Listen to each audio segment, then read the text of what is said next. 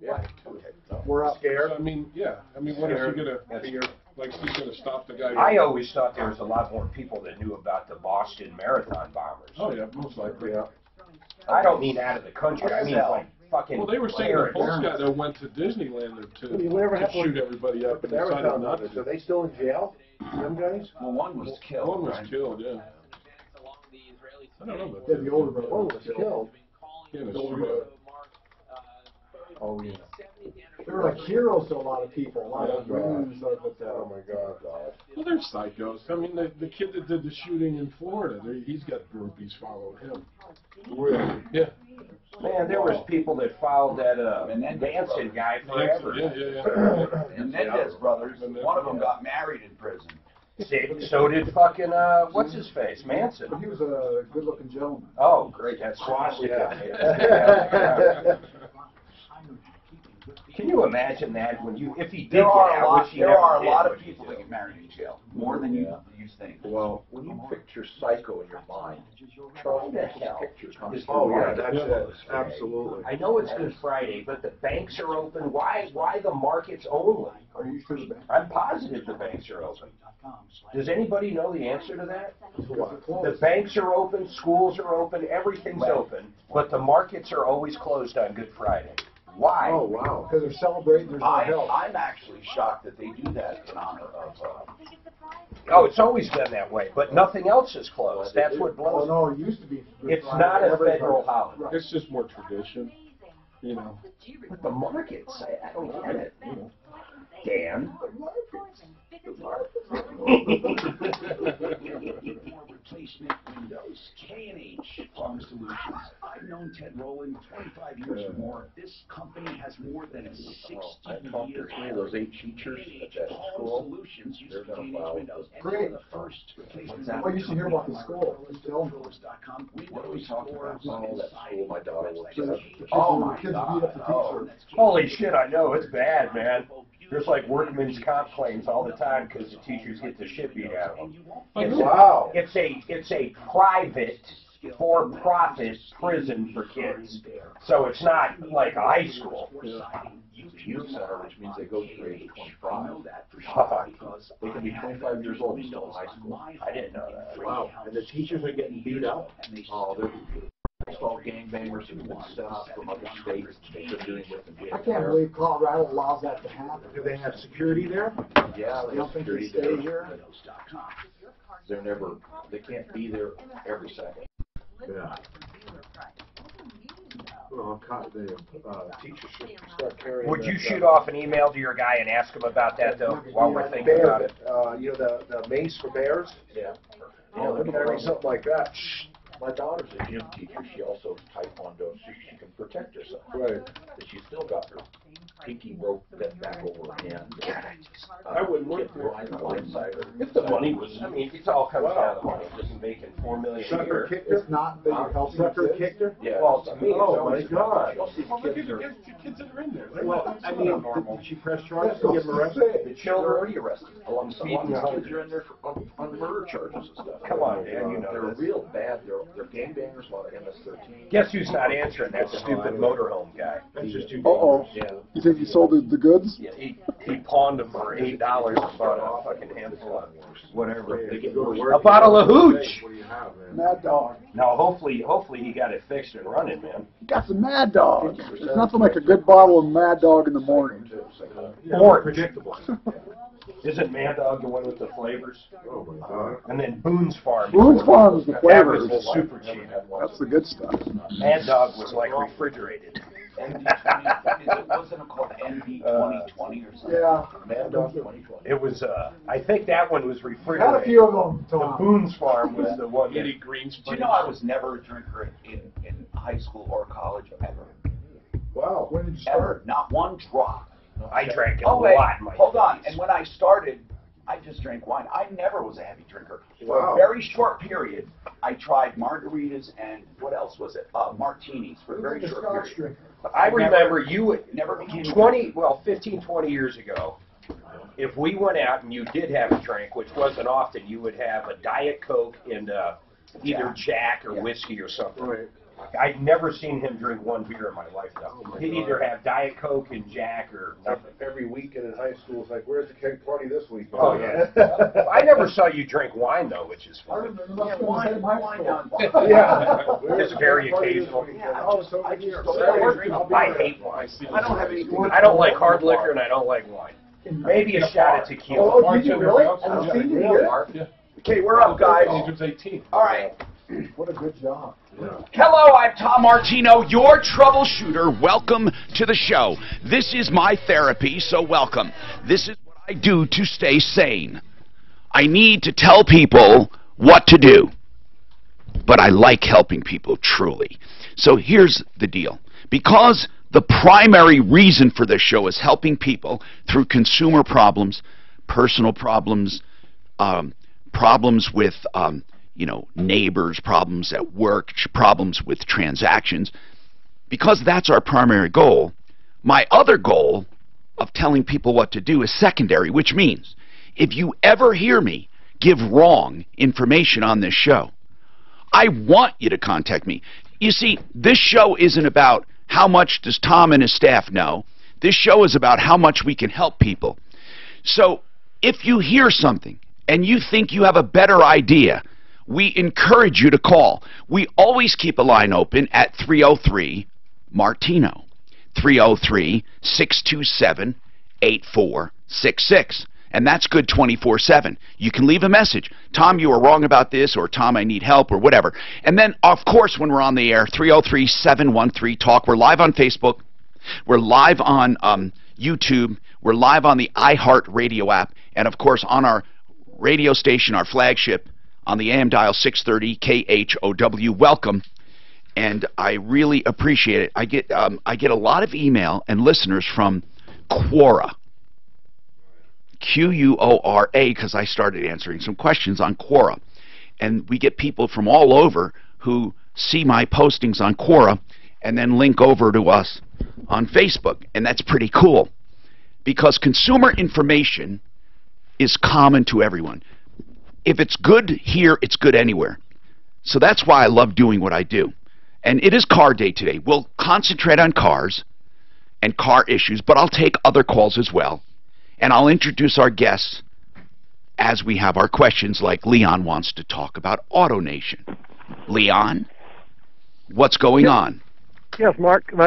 Tom and Mark, yes, and then we have a bunch of others. Go ahead. Okay. I purchased a 2015 F-350 from AutoNation. I don't have my date from me. It was the 28th of... Which AutoNation? Down on Littleton. Littleton Ford. Sorry, I'm nervous. That's okay. Littleton Ford. And yeah. When did you purchase it? About how long ago? I don't need the exact date. Been the 26th of February. Okay. And I'm sorry, it's new? It was used. It's 15, had 50,000 miles on it. Okay, so what's going on with it, man? Okay, I bought it, did do all the paperwork, thought everything was great. I left from that address, driving it down to Castle Rock, had my mechanic take a look at it. After you bought it, he looked at it? Yes, because they have the 250-mile or 5-day return policy. Oh, they do have that, okay. Yes, so my plan was to buy it because I like the truck. Bought it, went down to get it checked out. On the way down there, I like that if they honor that. I like that. Yeah. Okay. And that's what this whole problem is. Okay, so what's around. the deal? What's the deal? I drove it down there. On the way down, the check engine light came on. Took it dropped it off at my mechanic. The next day, he looked at it and he found 2 engine codes on there. And then he also inspected the truck for me. He said the rear brakes only had like a 1/16 of an inch of pad left. Yeah, on but it. no, that's not okay. So what else? No big deal. So anyway, I called the dealership. But what were the codes? You didn't say what the codes were. Oh, I don't know. One of them had to do with the particulate matter. Okay, so they were sensor. easily fixed? Well, that's the problem. They still have it in the shop now for almost 30 days. Who's they? The AutoNation dealer. Okay, so they said take it back and we'll fix it. Exactly. Now, did you have the opportunity, and this is where it gets sticky, did you return the car or did you let them fix it? Because if you did, then you went beyond your 5 days. That's what my whole question is. That's what you did. I mean, there is no question. You had 5 days, and they didn't fix it, and you let them. So you bought it. I mean, you're trusting them to fix it. Yes. The good news is they should fix it. So what's the issue is you haven't had it and it's 30 days. I don't think you can get out of the car deal. I think you bought it. Yeah, I'm not really interested in getting out of the car deal. All I want to do is... Well, what do they say? I mean, it's been 30 days. What do they say? They say I bought it, no matter what. I'm not talking about that. What do they say about fixing it? Oh, they've got a part on order. Okay. It's called a oil separator part. It's a sensor for some kind of oil separator. I thought it was the flux capacitor. Anyway, so they're on order for a couple of weeks. They can't tell me when it's going to be fixed. They tell me I can come and get the truck. I can drive it as much as I want, even though the engine light is on. That's exactly what I do then. Yeah. How do I know if there's not any underlying issues underneath that? Well, you don't, and see, you don't. I mean, you had the car checked out, and you should have said, no, I don't want you to fix it. I want to exercise my return. Yeah, but if you got a good deal and they're going to fix it, he sounds like he might be happy. Right. So I don't know. Are you calling because you want out of the deal, or are you calling because you want to light a fire? No, I'm calling. What I would like to do is I would like my 5 days to start after I start. Well, it's not going to. Okay. I mean, I'd like to hit the lottery, and I'd like world peace. So we all want something. Okay. So in any case, or I'd like a hit show like Roseanne. Pick it up, drop it, or go pick it up, drive it around. If there is any other issues, call back. We've got a great guy over there. Yeah, but we'll go from there. But everything's good. But Leon, I don't mean to poo-hoo this, okay? You did the right thing by getting it checked out immediately, but then you just basically took it back, and I don't know why you believe the 5 days would start again. Had you returned it and then went back some other time to buy it, you would get a new 5 days. 303-713-TALK. Chris, what's going on? Dr. Martino. What's happening? Yes, sir. Consumer Affairs. A PhD, yes, which I don't have. What's going on? I don't know if you got an update with that dude that needed the part in his RV, but my alarm bells are going off because there was a similar guy with a van back in, like, you remember 2 years ago in 2016, the guy sounded like a very similar story, and you guys exposed them, and it was exactly, yes, because it had, yes, I know exactly who you're talking about, because you called a couple times, and one time he said something about an accident in a snowstorm, and there was no snow at the time. I remember the guy, and he had his wife, and she got on the phone too. So is there has there an update on this? Suzanne checked it out. We felt the guy was legit. Did we get him his parts, Suzanne? What's going on with that? She's getting on her headset. Yes. Yeah, we got him his parts yesterday, Tom. Okay, wait a minute. Now you're not sounding so... No, what happened? Did you have alarms go off? Just now, when I talked to an angel of mine who's out there running around, and he stopped by to check on him and take a picture for me and all this. I want to give you an update on the break. Oh, no. I hope it's not. No, give it to us now. No, let's wait. No, we'll wait. No, let's hold on. I want to wait. We'll do it. Is there crack pipes? Ann, what's going on? Hey, listen, we have open lines. 303-713-TALK. I'm getting through these calls faster. Some people complain to me. Speaking of social media, a lot of people like to complain, and that's all right, but you can call me as well. They're saying, Tom, a little too long on the phone calls, which I think that's a legit concern. Depends on the phone call. Right, but I think sometimes I really, really drag them out when people are like... I like the guys that want to challenge you if you can smell weed or not. Yeah. I find that ridiculous. Who couldn't smell weed? It smells like skunk. When you do the oils in the vape pen, they're saying it doesn't give off an odor. But I put out a bet of $1,000 to our favorite charity. You can vape, but you get the different pens, have one of them filled with the oil, or whatever you vape in that pen, the THC. And you can tell the difference. Oh, come on, I think anybody could. It's so easy. And that goes back to the flight I had. You will not believe how many people think it's okay to vape on an airplane. Here's what I'm thinking. You mean dope or cigarettes or whatever? Everything. Yeah. So here's what I'm thinking, and I mean this. And Ann, I didn't forget about you. What if we simply have flights where they allow that? In other words, like smoking flights. Why not? I mean, it's not like it's dangerous. They used to smoke on planes. It just became politically incorrect. But what if they literally have flights that you can book specifically if you want to vape or you want to smoke. Why not? I mean, just have a no-kid flight. How about that? You pay for a no-kid flight. No one under 16 or 18. What about that? I think airlines could possibly do that. Well, in the larger planes, there's different areas, though. I mean, some of these ones that fly overseas now, up front is completely separate. But what do you think about smoking flights? I think there are some people that would take a smoking flight. Well, here's the thing. If they have a smoking flight, everyone's smoking, then the whole entire airplane's going to smell like cigarettes. But if they want to. Right. Isn't that FAA? But then the next flight is a non-smoking flight. People get on it, and it smells like crap. Isn't it all FAA? I mean, it's not up to the airlines, is it? I don't think it's FAA. I don't think there is a... Well, there might be now laws against it. Hey, Ann, what's going on with your plumber? Hi. Hi, Ann. I started a bakery, and we contracted with Stars Plumbing in October of 2017. Stars Plumbing? Yes, S-T-A-R-Z. Z. Okay, and how did you find Stars Plumbing? My contractor had gone through, and he looked up their reputation online. All right, if you could do this for me, and then we'll come back to you. Do this for me. Say, my problem is, without the story, what is the problem right now? And then we'll fill in the details. My problem is. Okay. Man, you're rude. My problem is that I need to get a grease trap installed and my business running before I go bankrupt. Okay. And this guy is dragging his feet? Absolutely. Did you pay in advance? I gave him half down. That's why. Which would be about $15,000. Wait, 15,000 was half? Yes, sir. Yeah, that's why. That's why he's stalled, because he got paid. And has he been back since you paid him? He has. He has done minimal work, but I still have no water line and no grease trap. Okay, there you got it, folks. There you got it. Minimal work, because most of the time, when you pay money up front, you get screwed, or there is no incentive. Now, I'm not saying that's always the case, but much of the time that's the case. Now, speaking of plumbing and heating and cooling and electric, Plumline, they do commercial. You should have called Plumline. They would not dilly-dally. Plumline services.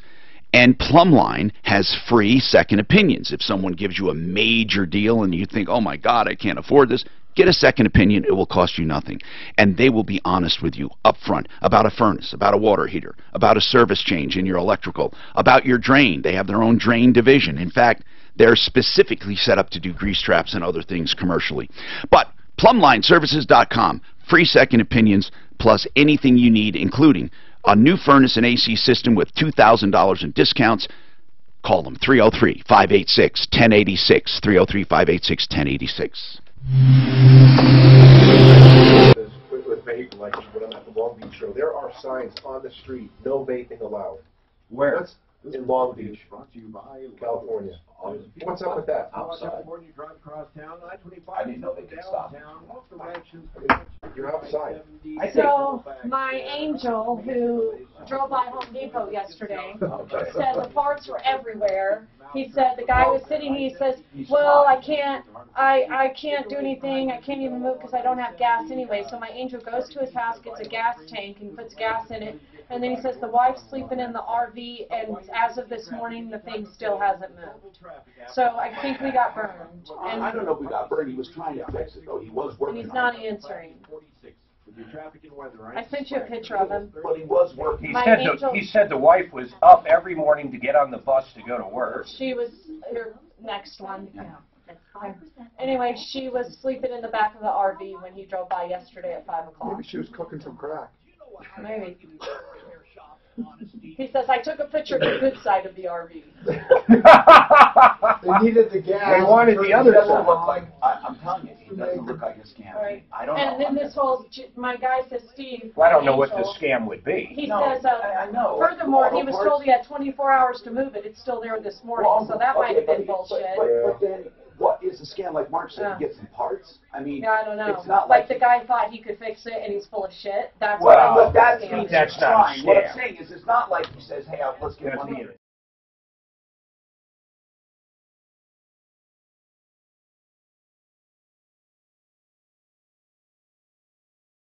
know, I got to make that call. Can you get a sec? Just post that up on Facebook. That picture of the dude. That's not that far off from me. Well, yeah, I have a guy who's going by there, but you can. I mean, Clint, I know you're a mechanic, so you can. Clint heard the word crack. Yeah. Figured I got to do something to get over this crap. But sometimes, somebody at Home Depot probably just threatened. You got 24 hours hoping they just move. No, he actually had like, well, according to him, he had like security guards. How do you know? And the cops. Didn't you say the cops came too? Who? This guy here? Yeah, the RV dude. He said something. Yeah, we did say something about it. They said 24 hours or else we're towing it. And he said, well, if they tow it, I'm really screwed because right now my wife does have a job. He said they both had jobs. Yeah, he So said what kind of parts did you give them? Okay, calf, rotor, wires, battery. Okay. I can't imagine it wasn't wrong. But he didn't have gas. That's so even if you put the parts in, if you're out of gas, how do you even know if they work? That's probably why. Probably the whole problem ahead of time, huh? Yeah. He's going one step at a time. I don't know what's going on with it. It won't run anymore. And now he's got the cap off, the wire's all wrong. You know. Oh, yeah, everything misfire, but he can't start it. It's an old misfire man. with It's our like gas. I want to say it's a 91 or 92 Chevy conversion RV motorhome thing. Yeah. See, we had that one guy who was going to come over our place and look. He said he had a conversion, and it turned out to be like a 26 or 29 foot. Yeah. Yeah, it's a big conversion. Yeah. Yeah, a Wasn't bus exactly- conversion. Yeah. But he kept calling it a conversion. I'm thinking of, you know. Yeah, right. That's what, it's weird back then, that's what Chevy called them though, Really? was a conversion van. Well- That's what this guy kept calling this one, and I looked up the picture, it's a fucking motorhome. Well, that's why I wonder if that's the same The guy van with that the came pop over top there to on it. our place about a year ago. Here's a picture, look, pull the picture up, see if it's him. Boy, they do make an A, B, C. Right. Is there a D? What is a class C? A C has the I van can't tell, front but end. that's the size of that what he had. Really? And of course, the A has the. What's it got He's up? got a beard now. The A is all I can't tell. Yeah, I mean, this is. Oh, he B told is a them. van. Yeah, van. This guy kept calling it a conversion too. But the other one is just the van. Well, it's the same guy. I wonder, it looks like a little mini bus conversion. What is? No, it's Just these chassis. There was one I It looks wanted like to the little show you. mini RTD chassis. no, it's because it's got a dually. It's bigger, yeah, it's a class C. Oh, no, that's a van. But there Yeah. are, So it truly is a van in the front, right? yeah, well, it's a van Right. chassis. Yeah, or van shop. And then some of them are pickups in the front. Well, yeah, those Oh, are, those. 1 ton van chassis. The, you know, they have a new class now, these luxury. You know, it's Yeah, like the guy. Well, like the Sprinters. no, Yeah, It doesn't. Oh, yeah. but it's about that size. They're so tiny. I know they are, but they're beautiful. I mean, that's if you said conversion van. would you- I'm Tom Martino, your troubleshooter. Listen to this, okay? We woke up Sunday. We found our furnace out. We called our usual HVAC company. They came out and said we have to replace our furnace. It's 18 years old. And it really was only rated for about 10 years, they said. I never heard of that. But anyway, we were a little shocked. We called a second opinion. Fix It 24/7 came out. And they came out on a Sunday, and they said he took the camera and showed us the problems with our heat exchanger and why it was needed. And then when it came to the price, they said, look, you know, we charge more than this guy. That's just the way it is. But we have a match price guarantee. We'll match the price. See, they're so sure usually that their prices are better for what they do. And they proved it here. What they did was, when it came to the price, they not only matched the price, they took $250 off the guy's lower bid. And then they gave us a better furnace. And we watched, and it was better than apples to apples. And he showed us everything he was doing. And it was a beautiful new furnace. And also, they did more than match the price. We got this whole new product, way better, and a lot of knowledge. We will be using them again. So I love good reviews. That's Fix It 24/7. And they have right now an offer that if you have a problem anywhere with plumbing or heating, or if you want to get your cooling system checked, it's $39 for a professional to your home. It's $39. That's all you're going to pay for a diagnosis, completely written up and specified. And if you want to shop around, you can. But if you have them do the work, that $39 is deducted. And they feel like they have the best values and prices anywhere. Now, they're not the cheapest. They're not the most expensive. That's why shopping is important. But Fix It 24/7 has my seal of approval. I know them personally. 720-526-3939. 726. And it's, again, 720-526-3939. Okay, let's go to the phones. And the thing is, Suzanne, on this guy with the RV, you had a bad feeling because one of our angels went by, one of our deputies, to look and said that there were parts all over and he was trying to fix it. To me, that shows he's trying to fix it. Suzanne, right? So what bothered you about it? What bothered you? Well, that the wife's sleeping in the back of the RV when he says she's working all the time. And, okay, and then? And the fact that it's still sitting there this morning is kind of disheartening. Well, but he's still trying to fix it. And like Mark said, what's the scam here? Trying to get parts for an RV? I mean, well, the odd part, though, is the guy also said he had no gas, so our deputy had to go swing by and get him some gas. Okay, so we're going to keep this followed up.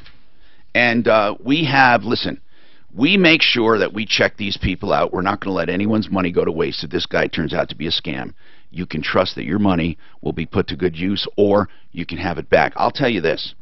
We really take this seriously when we help people directly. So we are following along. We literally have someone going out. I don't think it's a scam. The guy's working his tail off on this thing to try to get it fixed. I just don't see the scam there. I mean, anyway. So, Shantung, what's going on? Shantung. Yes. What's happening?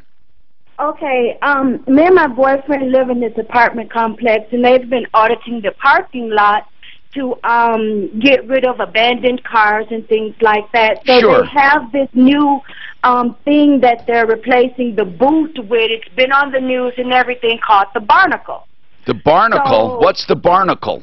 A barnacle is a device that they attach to your windshield, and it's really big. You can't see. It's GPS. It's an alarm on it. If you try to move your vehicle, it's like a big yellow suction. I see it. The barnacle. I see it. It's a plastic thing that they put on your windshield. It gets stuck to your windshield. And this new invention could replace the rusty car boot with more effective solution. The barnacle is a new concept with industrial-strength suction cups to adhere itself to illegally parked cars and won't let go until the fee is paid. It is being tested. Okay. So, I bet I can get it off. But here's the deal. So here's the thing. There's electronic automated line that you call the number on that's listed on the barnacle. There's a keypad on the barnacle. So once you put your credit card in, they tell you first it costs $100. Now, has this, by the way, Shantung, has this happened to you yet? Yes, sir. Yes, sir. It happened to my boyfriend just 2 weeks ago. But what I'm calling about, he was parked in a carport. Understandable. He lives here, but at the same time...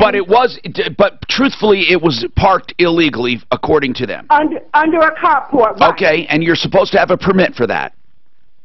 Yeah, you pay the leasing office Right, for it. That's right. And you get a little sticker. So what happened? So the car got barnacled, right, and it was late at night, right, so, and he had to go to work. He took my car. So anyway, the next day, we paid to get it off. And what happened? The thing about you have to return the barnacle within 24 hours. So when Where do you return it? They give you a list of addresses. Now, these list of addresses that they give you is just like random houses or apartment complexes. Okay, did you return it? Yes, sir. Then what's the problem right now? What's the problem right now, Shantung? There's a $200 deposit. They tell you pay $100, but you really pay $300. And when you return the device, you get $200 back. And what went wrong? They telling me that I'm lying. I didn't put it in the right location. I didn't talk to nobody. And they won't. And it was within 24 hours, and they won't give us our $200 back. And so Well, how do you prove you returned it. And what I want to know is, what do you normally do? But normally, do they get some kind of receipt? How is it normally done? I know nothing about it. When you return it. Okay, so the lady that I talked to, she gave me a list of addresses. I had the thing in my house. It just beeps. I understand, but do the directions tell you to get a receipt or something? No, the only receipt that they give you is some email they'll send you when you return your $200. Okay, but when you return it, how do they know if anyone returned it? That's what I need to know. How does I don't know. Where did you leave it? There must be. I'm saying there must be a procedure, unless they're complete morons. Where did you leave it? The lady told me, she gave me a list of addresses. I left it by the apartment complex. What do you mean by the? She said, leave it by she told me building 1. According What do you mean by building 1? What does that mean? I don't know. Well, what did you do? Did you lean it up against the building? We set it on top of some air conditioning unit, and we sat there and waited. Shantong, that's not a proper way to return something. That's exactly what I called the lady, and I was like, how do we? I don't know what I can do to help you. They're going to say you didn't return it.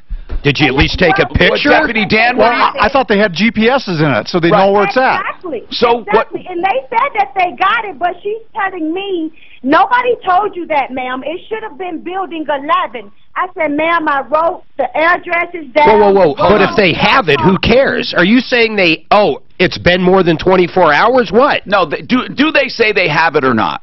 Yes, they got it. Do they admit they got it right now? Yes, sir, they do. Then why? The lady has hung up on me. Shantong, one question at a time. They say they have it. My next question: if they have it, even though it took a little doing, they have it. Why will they not return your money? She emailed me and told me because I put it in the wrong location. Okay, send us that email. Then how did they get it if it was in the wrong location? It's a GPS on it. So okay. Obviously there's some so they're saying because they had to go out and find it, they're not going to pay you. Yeah, from building 11 to building 1. This is absurd. I want to see the letter. That's what I'm thinking. If they actually have it, then you should get your money back. Right. If they have it, even though there was a little mix-up, it's not like you kept it. Now, I would contest it with my credit card. Did you put a credit card in? Yes, sir. They record that whole conversation. I understand, but Shantong, you should contest it with your credit card because you did return it, and they acknowledge that they have it. The technicality of where you dropped it right now doesn't matter if, in fact, they have it. What is their loss? I believe if your credit card company doesn't help you, you can get the $200 back in small claims court. I don't see what argument they would have. Now, yes, technically, if they lost it because of that, if somebody picked it up, it would have been your fault. But they found it. Even if they said, okay, it took us 2 hours to find it, or it took us, a charge to go get it. I don't think they can justify $200. It is unfair. I am on your side. But technically, they may say they didn't get it, unless you have that email. I want to see your email. That's the next step. Suzanne, tell her where she can send that email. I want to get it. Got it, Tom. And I want to look at it, and we'll see. And if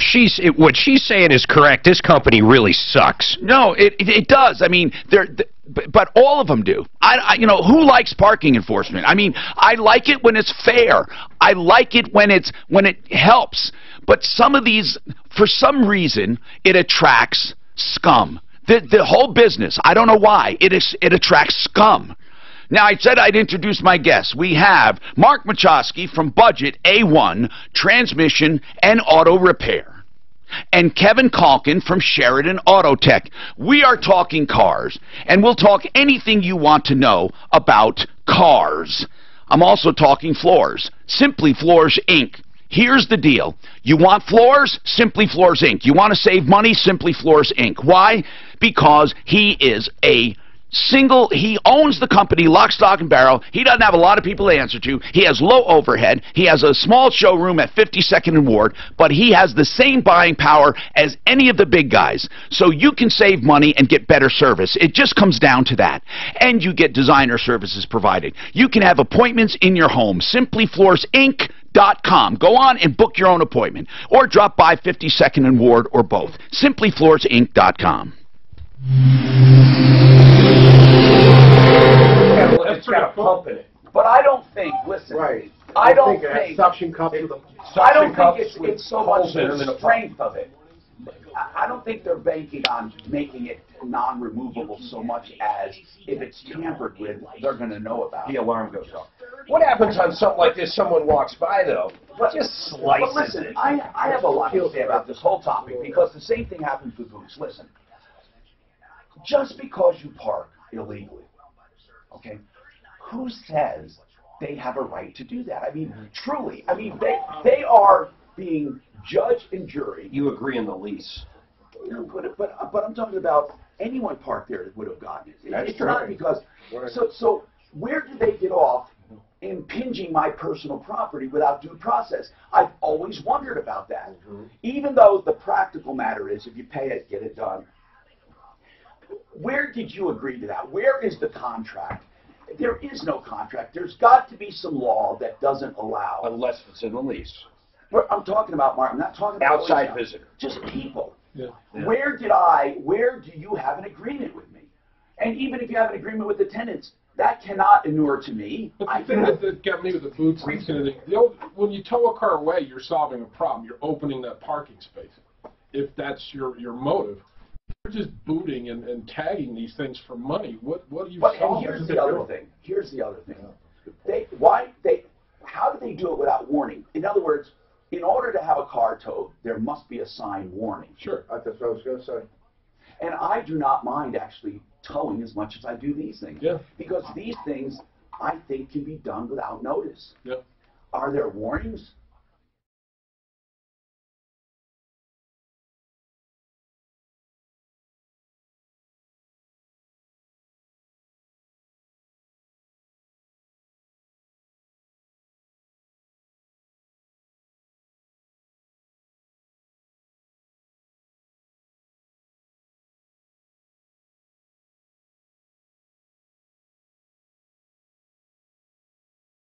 One instead of building 11. You did not return the device.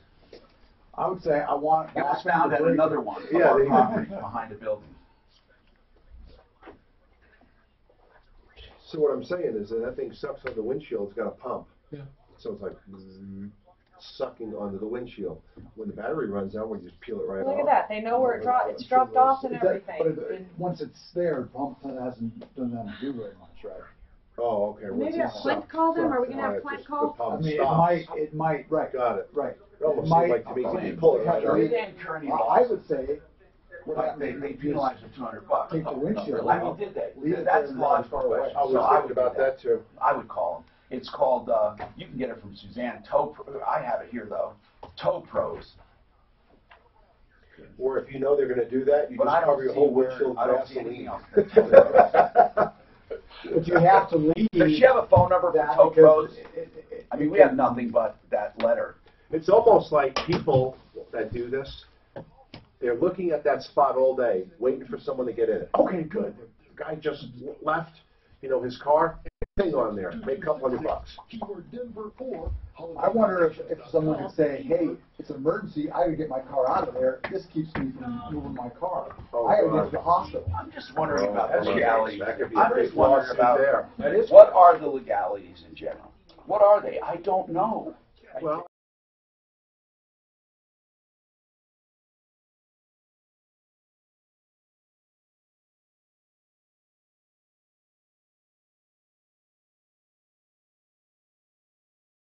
Private property and they warn you. If they warn you like they do for towing, I think that's a different Well, the story. ones that we went and did, there was no warning. No, that's right. We don't. But that was a boot too. so I'd like to see the spot where she parked to see if there was a sign in that Well, spot. in this particular one, she agreed on everything. And she put in the carport. It's just $200. Yeah, that one. He This was. is He for knew. They knew they were Tom wrong. Boyd. This is Kathy. The barnacle. Oh, cool. Oh, Are you gonna call? oh, you mean the one that you guys towed? Right now. That vehicle with them? Yeah. Whatever happened What with that? the yield sign. Listen, Whatever happened with that? there was no warning for her. That was bullshit. Right. Nothing. Well, the cops called, they wanted you to call back. You said, screw you, you're cops, I don't call cops. No, I didn't say that. So what happened with that? You guys towed it? You took it off? Took it off. It wasn't us that took it off. She didn't pay. Period. We didn't take it off. It was an undisclosed location. Only it was very disclosed. Hi, Tom Martino here. Welcome To the show, KH Home Solutions for March.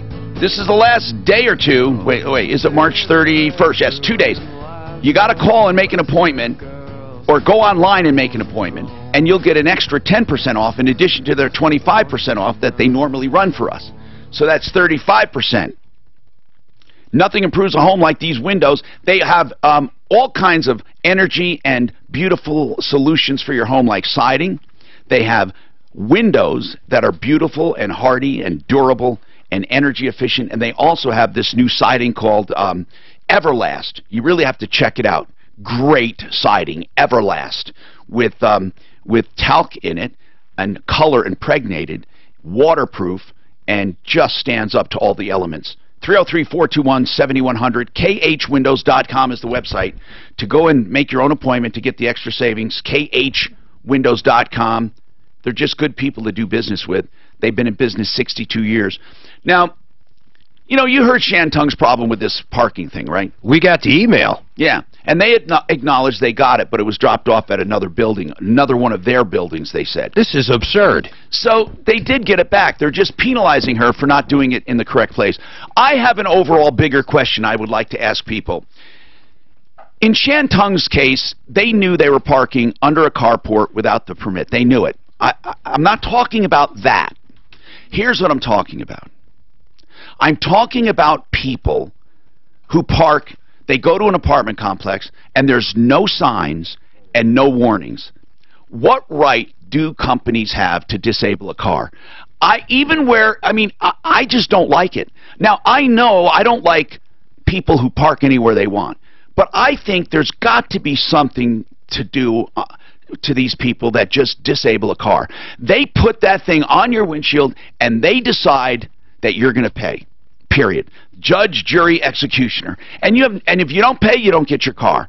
To me, that is some kind of infraction on your private property. Now, you may say, but you're impeding their private property. Okay, fine. Then there should be some way to warn them that that's going to happen. In the absence of a warning, this is what I'm talking about. Not if you put up a warning, but a lot of these private lots do not put up warnings, and I think it's wrong. When did someone agree that they're going to be punished and pay you money for that? Unless you put up something warning them. Now, who is Jack, Suzanne? He's the guy in the Home Depot parking lot. The one we helped? Yeah. Oh. I don't know what the update is. I just told him to call us so we could talk to him to see what's going on with his RV. All right, Jack, we heard you had your parts strewn around the lot, and you were trying to work on it. We even had somebody that volunteered to buy you gas. Where do you stand right now, Jack? Good morning, Tom, and just first off, thank you very much. I'm working on it as we speak. I'm putting the parts in and getting ready to fire up probably around lunchtime. That's where I'm at. Okay. The people have kind of backed off me here. But I know I still got to get it out here today. But again, thank you very much for helping us. My wife went to work this morning with a smile on her face, knowing that we're going to get this thing out of here and move on. Okay. Now, you know, Jack, you called for help, so people are a little skeptical sometimes because we give you help. And one guy said that, you know, your wife was sleeping the other day and not working. No. She works at a nurse staffing agency, actually. They put it all around town, but she was asleep at the time when the gentleman came by. But she's working, believe me. Okay, now listen, here's the other deal, okay? I'm going to see if we can get somebody, and I'm not going to get somebody to go out there and fix it, but maybe who can eyeball it and give you, make sure you're doing the right thing. I don't know where Norris would be these days if he's tied up all day, or Auto MDs, and I'm not asking anybody to fix it, but maybe they can just give him at least a hint, because he's trying to do this on his own to get it running and to get it out of there, or it's going to be towed. Yeah, but he told us he could do it on his own, that all he needed was the parts, and this was handled, Tom. That's frustrating. Well, come on, Suzanne, what What's up with Suzanne? Mark's usually the one doing it. That's exactly what I was going to say. Did you guys do... Wait, is this Switcheroo Friday? Did this happen overnight? It's because Did an alien ship go over your home? Hey, we had listener friends help out with this one, and I I don't want them to feel like their money was wasted. We never over this waste people's guy. money. Okay, now listen, here's the deal. Jack really did need the help. Jack, I know you needed the help, but she said that you. I don't recall him saying he was positive he could fix it. Oh, he says he I'm made a it sound like it. Just need the parts paid for, and I can get it handled. He says I'm not that great of a mechanic. Specifically, I think you said. I'm going to do my best. That's what he said. And he thought he knew what was wrong. So we're going to see if we can get somebody to look at it for you, Jack. Gosh, Suzanne, you should probably back down a little. I don't know what's going on. I think you should be kinder, like Mark. Be more like Mark. My goodness. You've never said that before. 303-713-TALK. Nick, talk about your Blazer. What's going on with your 08 Blazer, sir? It's actually a two-part problem. All right. I take great maintenance with it, but lately when I'm running quick errands and stuff, about the third time I hop in to crank it up, it just keeps starting, and then it finally turns over. And then you mean it keeps cranking? How long does it crank before it starts?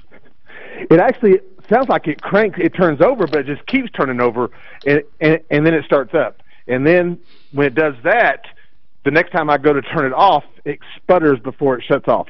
You mean like sputters, like it doesn't want to when you don't they call that pre-ignition? Or run on or anything like that. Yeah. What causes that? What would be common to both of those symptoms? The excessive cranking and then the sputtering. Overfueling.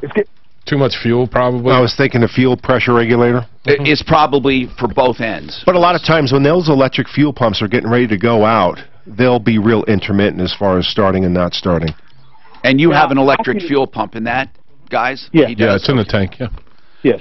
Okay. Now, I can drive for weeks at a time, but unless I'm stopping and going, it doesn't happen. Like if I stop at the store, then go. And that's when problems would show up, is when you start them up or shut them down. Because if you think about them running, especially when it comes to motors, once they're running, they often will just run. And have, most problems do. With any car, any engine, most problems happen with variation of speed, when you're starting or stopping. When you're cruising, I mean, how many people, if you think about it, people always ask me this about airplane engines. Oh my God, engines stall all the time. How can you fly? But if you think about it, you have one cruise setting for hours at a time. You're not touching it. And in a car, you can be on a highway, and think about, engines don't usually quit when they're running. When they're just running, it's usually when they're starting or stopping or in between, and that's what I think is happening with your fuel pump. But that's an easy check, for goodness sakes, Nick.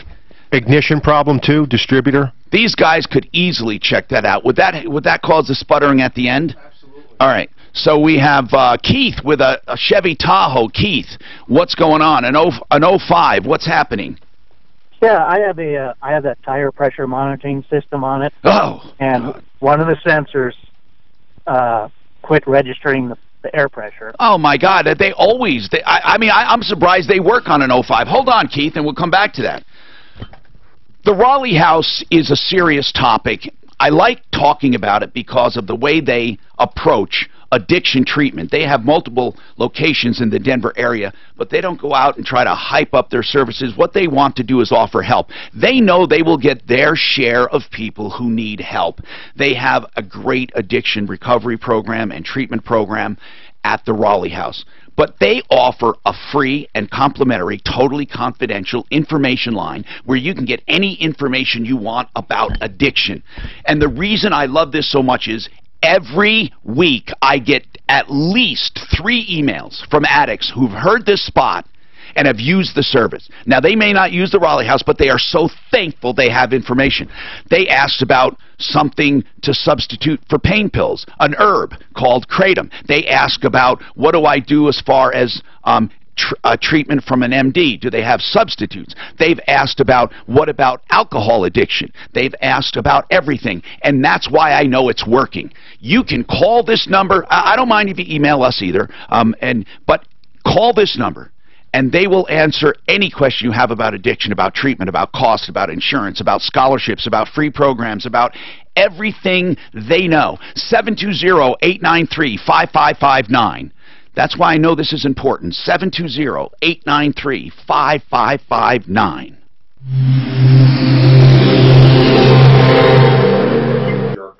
What did they say?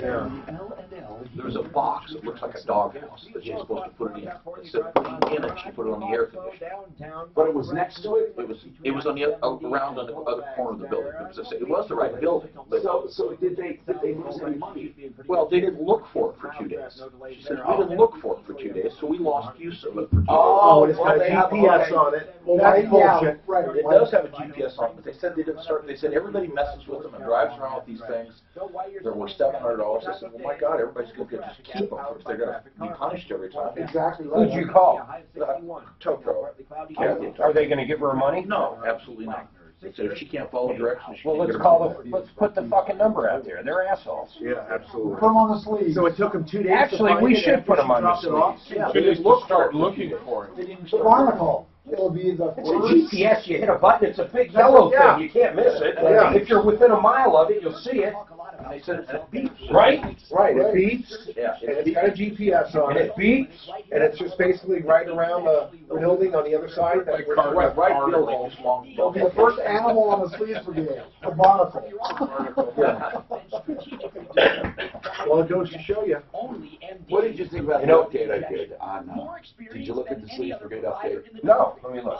I want you to see how it's formatted. Did you see did you see the update from her? Yeah, I included. Which one? The one on asbestos. You know, that word sucks. I hate asbestos because I want to say P, but it's B, asbestos. I always want to Ideal. see. And then some people go, asbestos. Do it then. Okay, thanks. I'll yell at the top. Is it asbestos?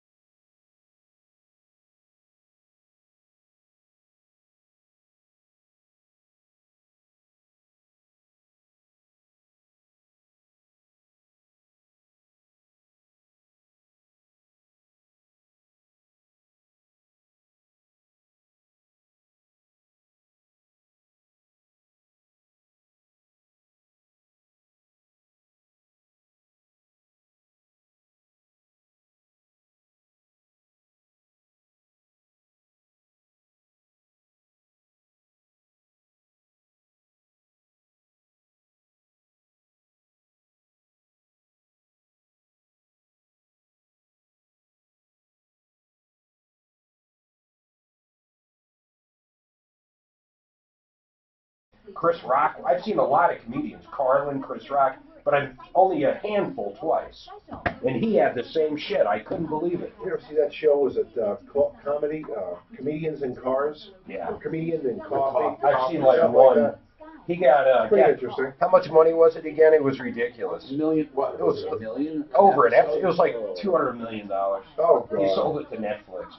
Fucking Seinfeld. I don't know why he needs it. You know how much it costs him to film that shit? What, free? Not much. Are they slick edited? There's no actors. They have a lot of different camera angles in the cars and stuff. No. It's not just one camera. No, it's There's not a one couple, camera. but they're just bolted to the car. I'm telling you, man, it's unbelievable that he got that kind of money. Now I got to look it up. Maybe I'm. Then they're sitting down at the restaurant, so we got 1 or 2 cameras in there. Card, bought some free coffee. Yeah. But there's no actors to pay. I mean, there's no cost in it. Right. Sure.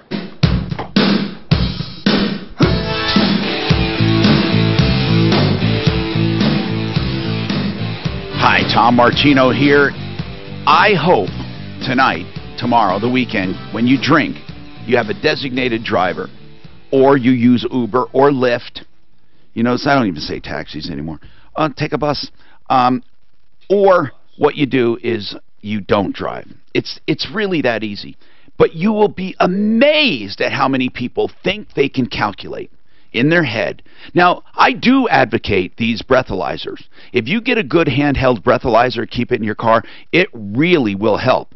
Except if you're in your car with your keys, you're going to get arrested, even in your car with your keys. So if you have an analyzer, take it with you, or don't take your keys. I'm serious, because if a cop sees you staggering to your car and you're checking your breath, you'll get arrested if you're in the car and you have the keys. All right, so if you need help, Joe Lazzara is there for those people who need help, one way or another. Intentional, non-intentional, innocent, guilty. He doesn't judge. What he does is defends and then counsels you through the system. That's for any crime. 303-429-6200. 303-429-6200. Remember Joe Lazzara if you need help. And speaking of that, and I like saying this because I know I get a lot of listeners who absolutely don't like me. They love the they must love the show because they listen. They know everything about the show, but they write nasty things to me. Not many, but they do. Okay, so listen, I'm happy, and I want to tell you something. Whether you like me or not, you really, really should take advantage of the referral list and these people that I tell you about, because they're good people, and I don't care if you like me or not. And again, I have no idea why this show will give such. It's not a show about Tom Martino and what he does at night or on the weekend or about his life. It's about helping people. So why they, I can only believe that I must have hurt one of their cousins or businesses, or they're ripping people off and they don't want to get caught, or they think that, I don't know why, but why would you think people would hate a person so much to write to them nasty things? They do it to you too, Mark. Why? I'm angry and call people names. That's why. Okay. Oh, okay. Maybe it's not the topic. Maybe it's the delivery. Okay, I see what you're saying. Yeah, they could think, oh, like that crazy old crank that called the other day. You wise ass, why are you doing this or why are you doing that? So anyway, let's keep going. Shantung, we got your letter, and we think you have a good case because they acknowledged getting it. In fact, when we called them, they said it was only on the side of the building on the other side of their drop-off point. I mean, but they said that they couldn't find it for 2 days, and it cost them money. I would take them to small claims court. They're not going to do anything for us, but I think you might win. But first, I would protest it with the credit card. More coming up. Have you heard of the thousands of people earning money with a second home? Yeah, that's what I was thinking about too. Just have a windshield company come out, pop the windshield over. Right there. Well, that's true, but they found it. I know. But yeah, I know. I have no idea why. Right. I'll tell you what happened, because it was building 11 or 1. They went to the wrong building for whatever reason. And of course, there's no building 1. I would assume. Yeah, why would it be a certain building though? Unless that's where the they have several locations. That's where the doghouse is. Several locations. And they're out back. They're not out front. They're out back. They're out behind the building. But how do you prove you dress? The one I cut off, I just put on the front door and took pictures. You put in the doghouse, and somebody comes by and takes all 8 of them out of there and steals them. Or shreds them. How do you know who's responsible? My car always needs a windshield. I think I just had a windshield done. Yeah. You know what we do? Remove the whole thing. Yeah, the GPS can track it. It's going down the highway. Yeah, but if they're worth $700, I said I want them back because I want to break the damn thing. But Yeah. you're getting $200. Yeah, but how can you prove you put it in the doghouse? I wonder if it's just a one-way thing. They probably have a camera on it. Or if you got to just slide it in there, then you can't get it out. And if they're that valuable, you want them back so bad, have a person to check them in. Certain hours, certain days, you can only. I'm sure they have serial numbers on them. With the GPS. We should put a bounty out for them. We'll pay $100 cash for every one brought to us. Well, it's going to cost them $200 to lose it, though. Yeah. And they probably cost a hell of a lot more If than you that. encourage someone to break the law or to destroy someone's property, I didn't say destroy. well, to get it off, you're going to have to, right? Oh, no. I'm saying they pay it and they bring it to us. We give them $250 compared to $200. How would that work? And then you just drive around in your trunk so they can find it. Yeah. We got it. We'll put it on some homeless people. What they were trying to Oh, try. you can tell them if you want it back, it's $300. Yeah, there you go, an idea. You know? Can you imagine? So should we try to get on Monday the asbestos dude again then? And, Asbestos. No, it's not asbestos. Like a toast, asbestos. She said she was pretty, but you read the email, right? It's not like, let's not get into it. Hyundai or Yeah, whatever. yeah. Right. Right Oh on my Sunday. God. Hyundai. In Japan they say Hyundai. Or Toyota. We had a guy yesterday, he goes, yeah, the customer service rep. Oh, hello. Customer service. From the Philippines. Really? That's all. I do one foreigner, and it's always a Chinese guy. Right. It doesn't matter where he's from. If it's Mexican or Russian or what. Oh, hello. Very glad to see you. I found the people from India speak better English than the people here. Yeah, a lot of times.